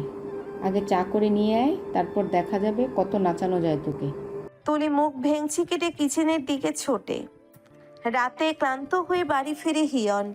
লিভিং রুমে সকলেই উপস্থিত আছে, তবে প্রিহুলাকে দেখা গেল না। স্বস্তির শ্বাস ফেলে নিজের রুমে এগোয় হিয়ন। মেয়েটার জন্য সর্বক্ষণ এক আতঙ্ক বিরাজ করে মনে। রুমে বসে খাটে ধপাস করে শুয়ে পড়ে। পরিশ্রান্ত শরীরে আজকে এখনই যেন ঘুম ভর করছে। কালকে ঠিকঠাক ঘুম না হওয়ার ফল এটা। সমস্ত অলসতাকে ঠেলে ঠুলে ওয়াশরুমে চলে যায় হিয়ন। বেশ লম্বা শাওয়ার নিয়ে এড়িয়ে আসে। কোমরে তোয়ালে পেঁচানো হিয়ন কাবার্ড খুলে টি শার্ট আর ট্রাউজার বের করে নেয়। ব্যালকনির দোলনায় বসে আছে প্রিহুলা। হিয়নের শব্দ পেয়ে দৌড়ে রুমে চলে আসে। অবাক হয়ে কিছু পল তাকিয়ে থেকে চুপ মুখে হাত রেখে বলে, হায় আল্লাহ, আপনাদের এইখানে লুঙ্গি এত ছোট কেন, হাঁটুর সমান? আর সাথে জামা পরেন নাই কেন? প্রিহুলাকে দেখে ভূত দেখার মতো ভরকে ওঠে হিয়ন। মেয়েটা কখন রুমে প্রবেশ করলো? রেগে বলল, এই মেয়ে, ন্যূনতম বোধ নেই নাকি? হুটহাট যার তার রুমে ঢুকে পড়ো কেন? অনুমতি নেওয়ার প্রয়োজন মনে করো না? কাঁদো কাঁদো হয়ে তাকিয়ে আছে প্রিহুলা। যে কোনো মুহূর্তে মেঘ ভেঙে হবে তুমুল বাড়ি ধরা। একটা মানুষ কি করে সর্বক্ষণ এত রাগ নিয়ে থাকে? জন্মের সময় এই ছেলের মুখে মধু পড়েছে কিনা শাশুড়িকে জিজ্ঞেস করবে। করলার চেয়েও তিতকুটে সে। টলমল চোখ জোড়া নিয়ে বলল প্রিহুলা। শাশুড়ি তো বললো আপনার ডেকে নিয়ে যেতে। দীর্ঘশ্বাস ফেলে হিয়ন। প্রিহুলার কথার জবাব দেয় না। খাট থেকে ট্রাউজার আর টি শার্ট নিয়ে ওয়াশরুমে ঢুকে যায়। অগত্যা চোখ মুছে বেরিয়ে চলে আসে প্রিহুলা। ভেতরে ঠেলে ঠুলে কান্না আসছে তার। রাতে একসাথে খেতে বসেছে সবাই। প্রিহুলাকে কেমন চিন্তিত লাগছে। প্লেটে ভাত নিয়ে নাড়াচাড়া করছে কেবল। মুখ খুলে একবার প্রিহুলার পানে তাকায় হিয়ন। নিশ্চুপ দেখে খানিকটা অবাক হয় সে, তবে মনে মনে খুশিই হয়। হতে পারে বোধবুদ্ধি হচ্ছে মেয়েটার। খাওয়ার মাঝেই আনমোনা প্রিহুলা বলে ওঠে, আমি কিন্তু আজকে তিতিনাপুর রুমে থাকবো না, জামাইয়ের রুমে থাকবো। একা একা শুতে ভয় করে আমার। প্রিহুলার কথায় রাগ চরম মাত্রায় পৌঁছয় হিয়নের। খাবার গলায় আটকে যাওয়ার উপক্রম। পরিস্থিতি স্বাভাবিক, কেউ কোনো প্রতিক্রিয়া জানাচ্ছে না। অর্ধাংশ খাবার রেখেই উঠে পড়ে হিয়ন। মনে হচ্ছে অতি শীঘ্রই বাড়ি ছাড়তে হবে। লিয়াকত ব্যাপারী ধমকের সুরে ছেলেকে আবার বসিয়ে দেন। পরক্ষণে বলেন, মেয়েটা ছোট, বুঝে শুনে এত কথা বলে না। তুমি রাগ করে বোকার মতো পরিচয় কেন দিচ্ছ? চুপচাপ খেয়ে নাও। হিয়নের দিকে ভয়ার্থ চোখে তাকিয়ে আছে প্রিহুলা। তার ভুল কোথায় বুঝতে পারছে না। লোকটা কি তাকে সহ্যই করতে পারে না? গ্রামের সবাই তো প্রিহুলাকে খুব ভালো বলে। স্কুলের সব স্যার ম্যাডামরা কত আদর করত। হিয়ন কেন অযথা রাগ দেখায়? বুঝে আসে না তার। লাইলা খাতুনের দিকে চোখ পাকিয়ে তাকায় হিয়ন। চোখের ভাষা বলছে হাঁপিয়ে উঠেছে সে। মেয়েটার ভালো চাইতে গিয়ে ছেলের জীবন নরক করে দিচ্ছেন তিনি। এর দায় হিয়ন নিতে পারবে না। ছেলেকে চোখের ইশারায় অভয় দিলেন লাইলা খাতুন। পরক্ষণে বললেন, মেয়েটা এত কিছু বুঝে বলে না, এমন অবুঝপনা বেশি দিন থাকবে না। রাগ করিস না বাবা, আমি বুঝিয়ে বলে দেব পরে। নিজের প্রতি ভীষণ রাগ হয় হিয়নের। কেন যে বিয়েটা আটকাতে গিয়েছিল, এজন্য কারো ভালো করতে নেই। জন্মের মতো শিক্ষা হয়েছে। কোনো রকমে খাবার শেষ করে হিয়ন পরক্ষণে কথা বলতে না বলে উঠে কোনো রকম খাবার শেষ করে হিয়ন পরক্ষণে কথা না বলে উঠে নিজের রুমে পা বাড়ায়। নিশুতি প্রহর। জানালার ধারে দাঁড়িয়ে ভাবনায় পড়ল হিয়ন। বারংবার মেয়েটার উপর রাগ করাটা কি সমীচীন হচ্ছে? বোঝেই বা কতটুকু এই মেয়ে। নিজের বুঝ মতো যখন যা মুখে আসে বলে ফেলে। এটা নিয়ে রাগ করাটা বোকার পরিচয় বহন করে। বুঝিয়ে বলারও তো কোনো উপায় নেই। অবশ্য মা তো বলেছে বুঝিয়ে বলে দিবে। নিশ্চিন্তে বই নিয়ে ব্যালকনিতে দোলনায় এসে বসে হিয়ন। আজকে ঘুমে চোখ জোড়া লেগে আসতে চাইছে। মনে হচ্ছে বইয়ের সঙ্গে বেশিক্ষণ সন্ধি হবে না আজ। চশমা খুলে রেখে রুমের দিকে পা বাড়ায় সে। প্রিহুলা দাঁড়িয়ে আছে। চমকে ওঠে হিয়ন। ভ্রু বাঁকিয়ে জিজ্ঞেস করে, এখানে কি চাই? এদিক ওদিক তাকিয়ে ফিসফিস করে প্রিহুলা বলে, আমি লুকাইয়া আসছি। আপনি বলছেন আজকে রাতে শহর দেখাইবেন। হতভম্ব হয়ে কিয়ৎক্ষণ তাকিয়ে রইল হিয়ন। মেয়েটাকে তো কালকে দিব্যি কথা দিয়ে বসেছিল। সেই কথাটুকুর ফল আগে পিছে ভাবেনি। এখন অস্বীকার করারও কোনো রকম রাস্তা নেই। মনে হচ্ছে গ্রাম্য কিশোরীর ইচ্ছেটুকু পূরণ করাই যায়। নিশ্চুপ এগিয়ে গিয়ে আলমারি থেকে শার্ট প্যান্ট বের করে নেয় হিয়ন। দাঁড়িয়ে হিয়নের কাণ্ড দেখছে প্রিহুলা।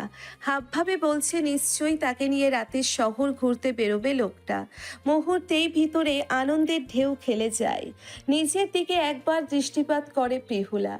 পরনে সাদামাটা সুতির সালোয়ার কামিজ। আজকেই শাশুড়ি দিয়েছে এটা। মনে হচ্ছে বের হওয়ার জন্য যথেষ্ট ঠিক আছে জামাটা। পরক্ষণে সম্মুখে দর্পণে দৃষ্টি পড়তেই গুছিয়ে মাথায় ঘোমটা টেনে নেয়। মিনিট 10 পর তৈরি হয়ে বেরিয়ে আসে হিয়ন। চোখে মুখে পানির ছাপটা দিয়ে এসেছে। ঘুমকে যে কোনো উপায়ে তাড়াতে তো হবে। আয়নায় দাঁড়িয়ে চুল ঠিক করছে সে। নেত্রজোড়া ঈষৎ রক্তিম বর্ণ ধারণ করে আছে। প্রচণ্ড ঘুমের প্রভাব এটা। হিয়নের ঠিক পেছনে ঘোমটা টেনে দাঁড়িয়ে আছে প্রিহুলা। সেদিকে স্থির দৃষ্টি হিয়নের। কিছু পলক ঘোর লেগেছে বুঝি। কিশোরীর চোখে আনন্দের জোয়ার বইছে। কেমন ফ্যালফ্যাল চোখে হিয়নকে দেখছে সে। গলা ছেড়ে কেশে বলল হিয়ন। চলো। কথাটুকু শুনে বিস্ময়ে বাজ কয়েক চোখের পাতা ঝাপটায় প্রিহুলা। তার মানে লোকটা সত্যই তাকে নিয়ে ঘুরতে যাবে? এটা নিছক কোনো স্বপ্ন নয়, বাস্তব। পরক্ষণে এক প্রকার খুশিতে হেলে দুলে হিয়নের পেছন ছুটে সে। ভারী শ্বাস ফেলে গাড়ির দিকে এগোয় হিয়ন। বাসা থেকে সতর্কতার সহিত এক প্রকার চোরের মতো লুকিয়ে বেরিয়েছে। পাছে মা বাবা জেগে গেলে পরিস্থিতি বেহাল দশায় চলে যাবে। ড্রাইভিং সিটে বসেছে হিয়ন, ফ্রন্ট সিটে প্রিহুলা।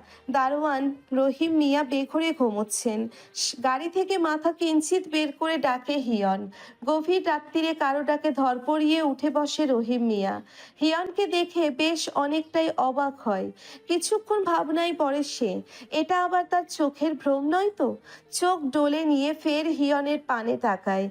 ইশারায় রহিম মিয়াকে কাছে ডাকে হিয়ন। এগিয়ে আসতেই হাতে কিছু টাকা গুছে দেয়। সে যে বের হচ্ছে এটা বাসায় জানাতে নিষেধ করে। হিয়নের কথার প্রতি উত্তরে কিছুই বলতে পারে না রহিম। হতভম্বের মতো কেবল মুখ হয়ে তাকিয়ে থাকে। সঙ্গে গ্রাম থেকে আগত মেয়েটি দেখে রহিম যেন বাকরুদ্ধই হলো। মাথায় হাজারটা প্রশ্ন নিয়ে গেট খুলে দিল সে। চোখ থেকে বুঝি এখনো ঘুম ভাব কাটেনি। হয়তো এটা দুঃস্বপ্নই তার, নাকি সে অলিক জগতে কে জানে। হিয়নের গাড়ি ততক্ষণে সাই সাই করে চলে গেছে। মাথা চুলকে সেদিকে দৃষ্টি ফেলে তাকিয়ে আছে রহিম। বাইরে বেশ জনমানব শূন্য বলাই যায়। মালবাহী ট্রাক আর দূরপাল্লার গাড়ির আনাগোনা। মোটামুটি গতিতে গাড়ি চালাচ্ছে হিয়ন। আন মনে বাইরে তাকিয়ে আছে প্রিহুলা। বাতাসের ধাক্কায় ঘোমটা খুলেছে সেই কখন। আজ চোখে তাকায় হিয়ন। পরক্ষণে এক হাতে প্রিহুলার মাথায় বড়সড় খোপাটা খুলে দেয়। চকিতে ফিরে তাকায় প্রিহুলা। মুহূর্তেই চোখ খিচে নিয়ে ফের সম্মুখে তাকায় হিয়ন। কেন যে এই অদ্ভুত কাজটা করলো সে ভেবে পাচ্ছে না। মনের এভাবে নিয়ন্ত্রণ হারানোটা বেশ অবাকই করলো তাকে। ড্যাব ড্যাব চোখে বেশ খানিকক্ষণ যাবৎ তাকিয়ে রয় প্রিহুলা। যথেষ্ট স্বাভাবিক হয়ে গাড়ি চালানোতে মনোযোগ নিবেশ করলো হিয়ন।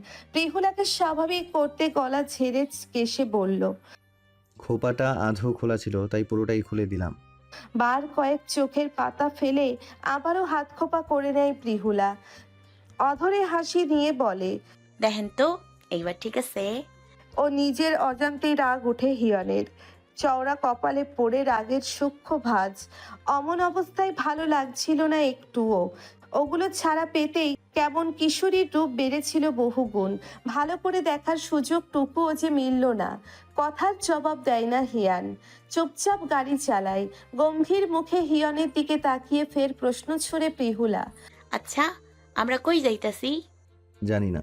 ছোট্ট করে জবাব দেয় হিয়ন। মুখ বাঁকায় প্রিহুলা। আবারও বাইরে তাকায়। এই রাগের ধার একটুও ধারবে না সে। হিয়নকে বদ্ধ পাগলই মনে হয়। নয়তো কোনো সুস্থ মস্তিষ্কের মানুষ সর্বক্ষণ রেগে থাকে না। নিস্তব্ধ রাতে কোলাহল নেই। কিছু সময় পর পর দু একটা গাড়ির হর্ন শুধু। জোর হাওয়া বইছে। কি মনে করে খোপাটা ফের খুলে দেয় প্রিহুলা। পরক্ষণে চোখ বুজে প্রলম্বিত শ্বাস নেয়। পাশে থাকা দুটি চোখ বিস্মিত হয়ে ওঠে। লম্বা চুলগুলো বাতাসে হেলে দুলে হিয়ানের পাজরে এসে ঠাঁই নিতে যাচ্ছে যেন। পেরোবো মেঘ টিকরে পরম যত্নে হাত বুলিয়ে দিতে ইচ্ছে হয় হিয়নের। মুহূর্তেই মস্তিষ্ক থেকে ঘোর নিষেধাজ্ঞার বার্তা আসে। সামনে বিশাল নদী। গাড়ি ব্রেক করে হিয়ন পাশে তাকিয়ে দেখে প্রিহুলা ঘুমের দেশে। চোখে মুখে বিরক্তি ফুটে ওঠে হিয়নের। ঘুরতে বেরিয়ে এসে মহারানী এখন ঘুমের রাজ্যে সামলাতে চলে গেছেন। কি করে জাগাবে এই মেয়েকে? গাড়ি থেকে নেমে দাঁড়ায় সে। পরক্ষণে প্রিহুলার পাশে এসে দরজা খুলে দেয়। গটিসুটি মেরে হেলান রেখে শুয়ে আছে মেয়েটা। চোখে মুখে লেপ্টে পড়ে আছে এলোমেলো অবাধ্য চুল। নদীর কাছাকাছি মৃদুমন্দ বাতাস বইছে। সম্মুখে এলোকেশে বেঘুরে ঘুমোচ্ছে প্রিহুলা। ঘোর চাহনি হিয়নের মুহূর্তে হৃদস্পন্দনকে থমকে দিচ্ছে। ঝুঁকে কিছু পলক তাকিয়ে থাকে বদ্ধ চোখের পাতায়। পরক্ষণে কম্পিত হাতে মুখের উপর পড়ে থাকা চুলগুলো আলতো করে সরিয়ে দেয় হিয়ন। খানিক নড়ে চড়ে ওঠে প্রিহুলা। হিয়নের হাতটা টেনে নিয়ে দুহাতে ভাঁজ করে বালিশের মতো চেপে ধরে। হতবিহ্বল জড়তা অস্বস্তি চেকে বসে সর্বাঙ্গে। কোনো নারীর এতটা কাছে বোধহয় আসা হয়নি কখনো। ভেতরে উত্তাল অনুভূতির ঢেউ প্রবলভাবে আছড়ে পড়ছে। মুহূর্তেই বুঝি দুমড়ে মুচড়ে খেই হারিয়ে দিবে তাকে। এভাবে আর কিছুক্ষণ থাকলে হৃৎপিণ্ড কার্যক্ষমতা হারাবে। চশমাটা বাহাতে চোখে এঁটে নিল। গলা ছেড়ে কেশে ডেকে উঠল। প্রিহুলা? বেশ কয়েকবার ডাকার পর পিটপিট করে তাকালো প্রিহুলা। উঠে বসে চোখে ডলে নিল সে। হাত ছাড়া পেতেই সোজা হয়ে দাঁড়িয়ে স্বস্তির শ্বাস ফেলে হিয়ন। চোখে মুখে কুঁচকে নিয়ে প্রশ্ন ছুড়ল প্রিহুলা। আমি কই? বিরক্তি ভরা চোখে মুখে হতাশার শ্বাস ফেলল হিয়ন। এই মেয়ের সেন্সে নির্ঘাত সমস্যা আছে। যথাসম্ভব স্বাভাবিক উত্তর দিল সে। রাতের শহরে আছো? মুহূর্তেই তড়িঘড়ি করে দরজা খুলে গাড়ি থেকে বেরিয়ে আসে প্রিহুলা। চমকায় হিয়ন। মেয়েটা আসলেই হুটহাট স্বভাবের। কখন কি বলে আর কখন কি কাজ করে নিজেই জানে না। লোকে কি ভাববে বা ভাবলো সেটুকুর কোনো তোয়াক্কা নেই। তপ্ত শ্বাস ফেলে গাড়ির দরজা লাগিয়ে দেয় হিয়ন। ঘুরে তাকাতেই কেউ ধপাস করে বুকে ঝাঁপিয়ে পড়ে। এহেন ঘটনার জন্য মোটেও প্রস্তুত ছিল না সে। টাল সামলাতে না পেরে সম্মুখে থাকা ব্যক্তিটিকে জড়িয়ে নিয়ে দুকদম পিছিয়ে পড়ে। পৃষ্ঠদেশে থেকে গাড়ির ক্লাসের মিনিট 2 পর বোধগম্য হয় এটা প্রিহুলা। ঠেলে ঠুলে কোনো রকম দাঁড় করায় হিয়ন। কণ্ঠে ঈষৎ রাগ টেনে বলে, এই মেয়ে, সমস্যা কি তোমার? হুটহাট এভাবে জড়িয়ে ধরো কেন? ভয়ে মাথা নিচু করে প্রিহুলা। কখন জানি আবার একগাদা রাগের শরীর। কয়েক সেকেন্ড প্রিহুলাকে পর্যবেক্ষণ করে হিয়ন। ভীষণ হাসি পাচ্ছে তার। মেয়েটা যে তাকে ভয়ানক ভয় পায় তা আর বলার অপেক্ষা রাখে না। কাটা কাটা শব্দে তোতলিয়ে বলে প্রিহুলা। আপনারে জড়াই ধরতে ভালো লাগে। আশ্চর্য হয়ে তাকায় হিয়ন। কি বলছে এই ছোট্ট কিশোরী? কিঞ্চিত ভ্রু বাঁকায় হিয়ন। দৃষ্টি মেঝেতে রেখেই জবাব দেয় প্রিহুলা। জানি না, কিন্তু অন্যরকম ভালো লাগে। গা। কথার মাঝে কেসে ওঠে হিয়ন। ভড়কে ওঠে প্রিহুলা। দ্রুত আশপাশ দৃষ্টি আউড়ে নিয়ে বলে, এখানে পানি নাই? কোনো রকম দৌড়ে গাড়ির দিকে ছোটে হিয়ন। বোতল নিয়ে ঢকঢক করে পুরো পানিটুকু শেষ করে। সুপ্ত অনুভূতি যে পুরো বর্ণনা করে দিচ্ছে এই ভেবে এই মেয়ে অবশ্য প্রিহুলাকে বলে তার কি হবে। হিয়ন নিজেই এই অদ্ভুত অনুভূতিটুকু টের পেয়েছে। এই অনুভূতিটুকু টের পেয়েছে প্রিহুলা দৌড়ে আসে। জামাই, আপনি ঠিক আছেন? প্রিহুলার দিকে শান্ত চোখে তাকায় হিয়ন। কণ্ঠে গাম্ভীর্যতা এনে টেনে বলে, হুটহাট এভাবে জড়িয়ে ধরবে না আমাকে। কেন? সমস্যা হয় আমার। বলেই নদীর দিকে এগিয়ে যায় হিয়ন। দূরে লঞ্চ আসা যাওয়া করছে। ঘাটে বাঁধা আছে কয়েকটা নৌকা। তাতে ভাসমান সংসার পেতেছে কিছু লোক।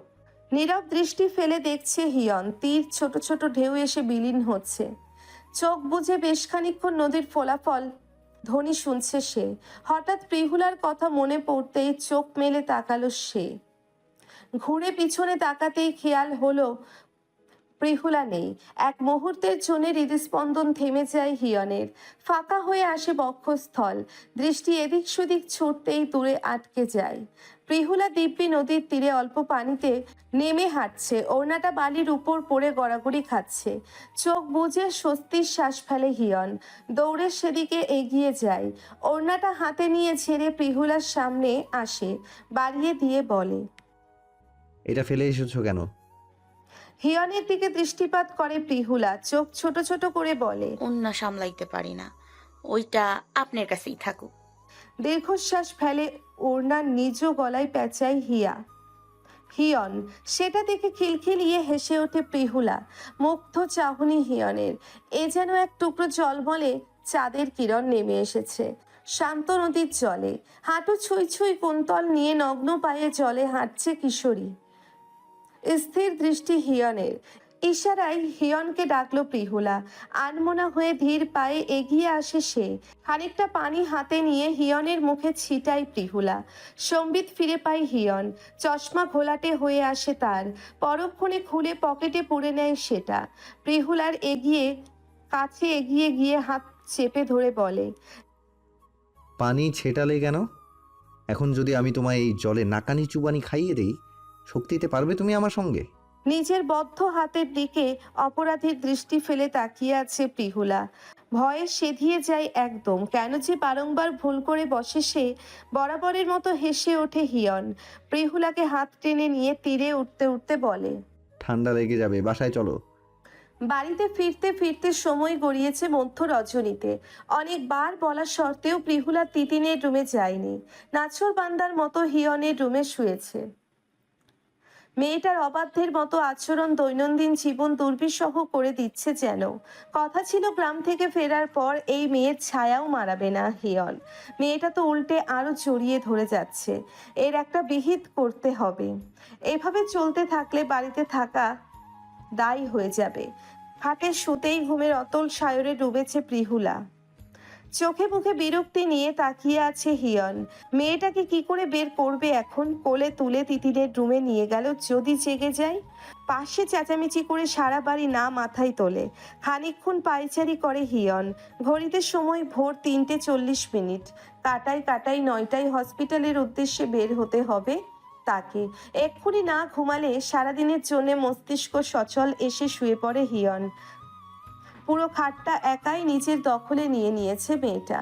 মাথায় 7 পাঁচ চিন্তা নিয়ে গভীর ঘুমে ডুব দেয় হিয়ন। জানালা গলে ভোরের মৃদু কমলা আলো ঠাঁই নিয়েছে ঘরে। ধরিত্রীতে সবে সূর্য উদিত হয়েছে। বাহারি পাখির কিচির মিচির শব্দে মুখরিত কলরব। ঘুম ভাব ঈষৎ হালকা হতেই নড়ে চড়ে ওঠে হিয়ন। সর্বাঙ্গ প্রচণ্ড ভার অনুভূত হচ্ছে কেমন। নড়বার জোরটুকু যেন নেই। বক্ষস্থলে কাকড় চাপা অনুভূতি। চোখ মুখ কুঁচকে নিয়ে তাকায় হিয়ন। আশপাশ তাকাতেই খেয়াল হয় লম্বা লম্বা এলোমেলো চুলে আবদ্ধ সে। হিয়নের বুকের উপর বেঘরে পড়ে ঘুমোচ্ছে প্রিহুলা। মুহূর্তেই আঁতকে উঠল হিয়ন। মেয়েটা তো খাটে দিব্যি ঘুমাচ্ছিল, সোফায় আসলো কখন? ঘুমন্ত প্রিহুলার উত্তপ্ত প্রগাঢ় শ্বাস প্রশ্বাসে গণ্ডস্থলের চারিপাশে তীব্র উষ্ণতা ছড়িয়েছে। ভারী নিঃশ্বাস বলছে মেয়েটা অতল ঘুমে। একদম আষ্টেপৃষ্ঠে জড়িয়ে শুয়ে আছে। ছাড়াবার কোনো রকম উপায় নেই। দীঘল কেশগুচ্ছগুলো দুহাতে যথাসম্ভব সরিয়ে দেয় হিয়ন। অসহ্যকর এক অনুভূতিতে কপাল জুড়ে রাগের আভা ফুটে উঠেছে। নিজেকে শান্ত করে নিয়ে প্রিহুলাকে ডেকে উঠল।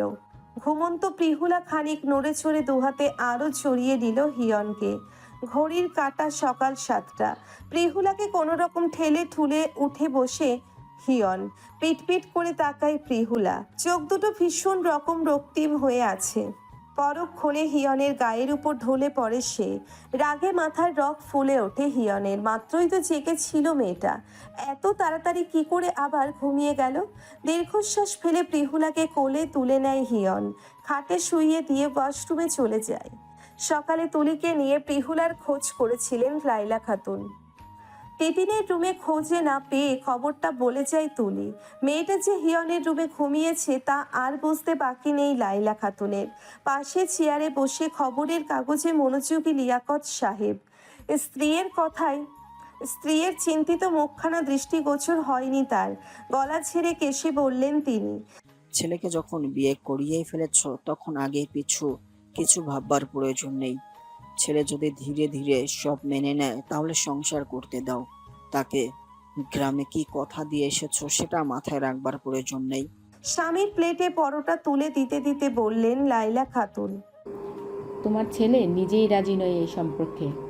সে তো উল্টো বাল্য বিয়ের প্রতিবাদ জানিয়েছিল। তুমি তো তখন ছিলে না সেখানে, তাই সহজভাবে এসব বলে দিচ্ছ।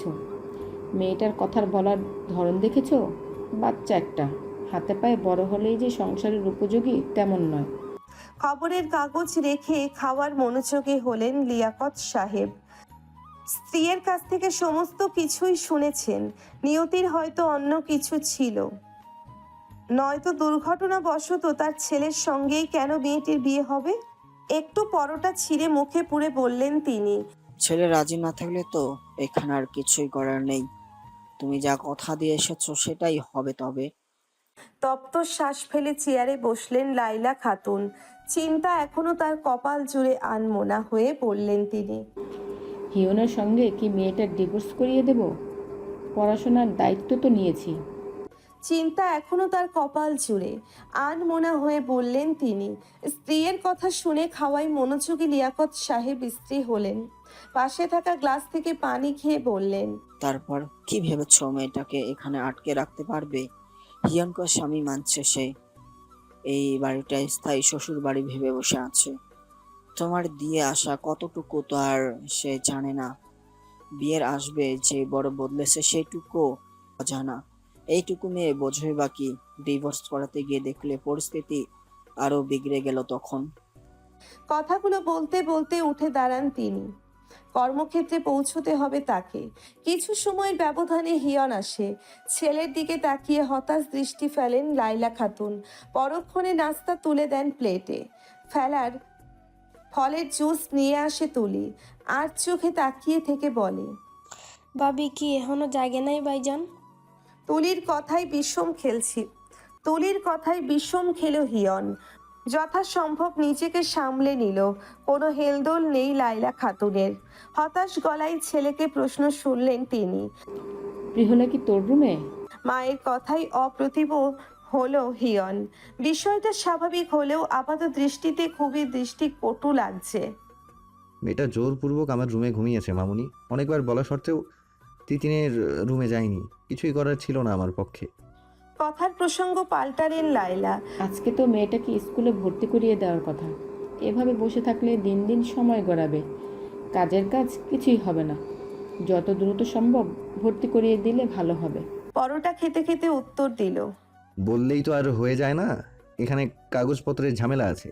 ঝটপট খাওয়া শেষ করে উঠে তারা নিয়ে বেরিয়ে যায় হিয়ন। মিনিট একের মধ্যে আবারও ফিরে আসে। মায়ের উদ্দেশ্যে বলে সে আজকে হসপিটাল থেকে ফেরার পর গ্রামে যাবে। ছেলের কথা শুনে হতভম্ব হয়ে তাকিয়ে থাকেন লাইলা খাতুন।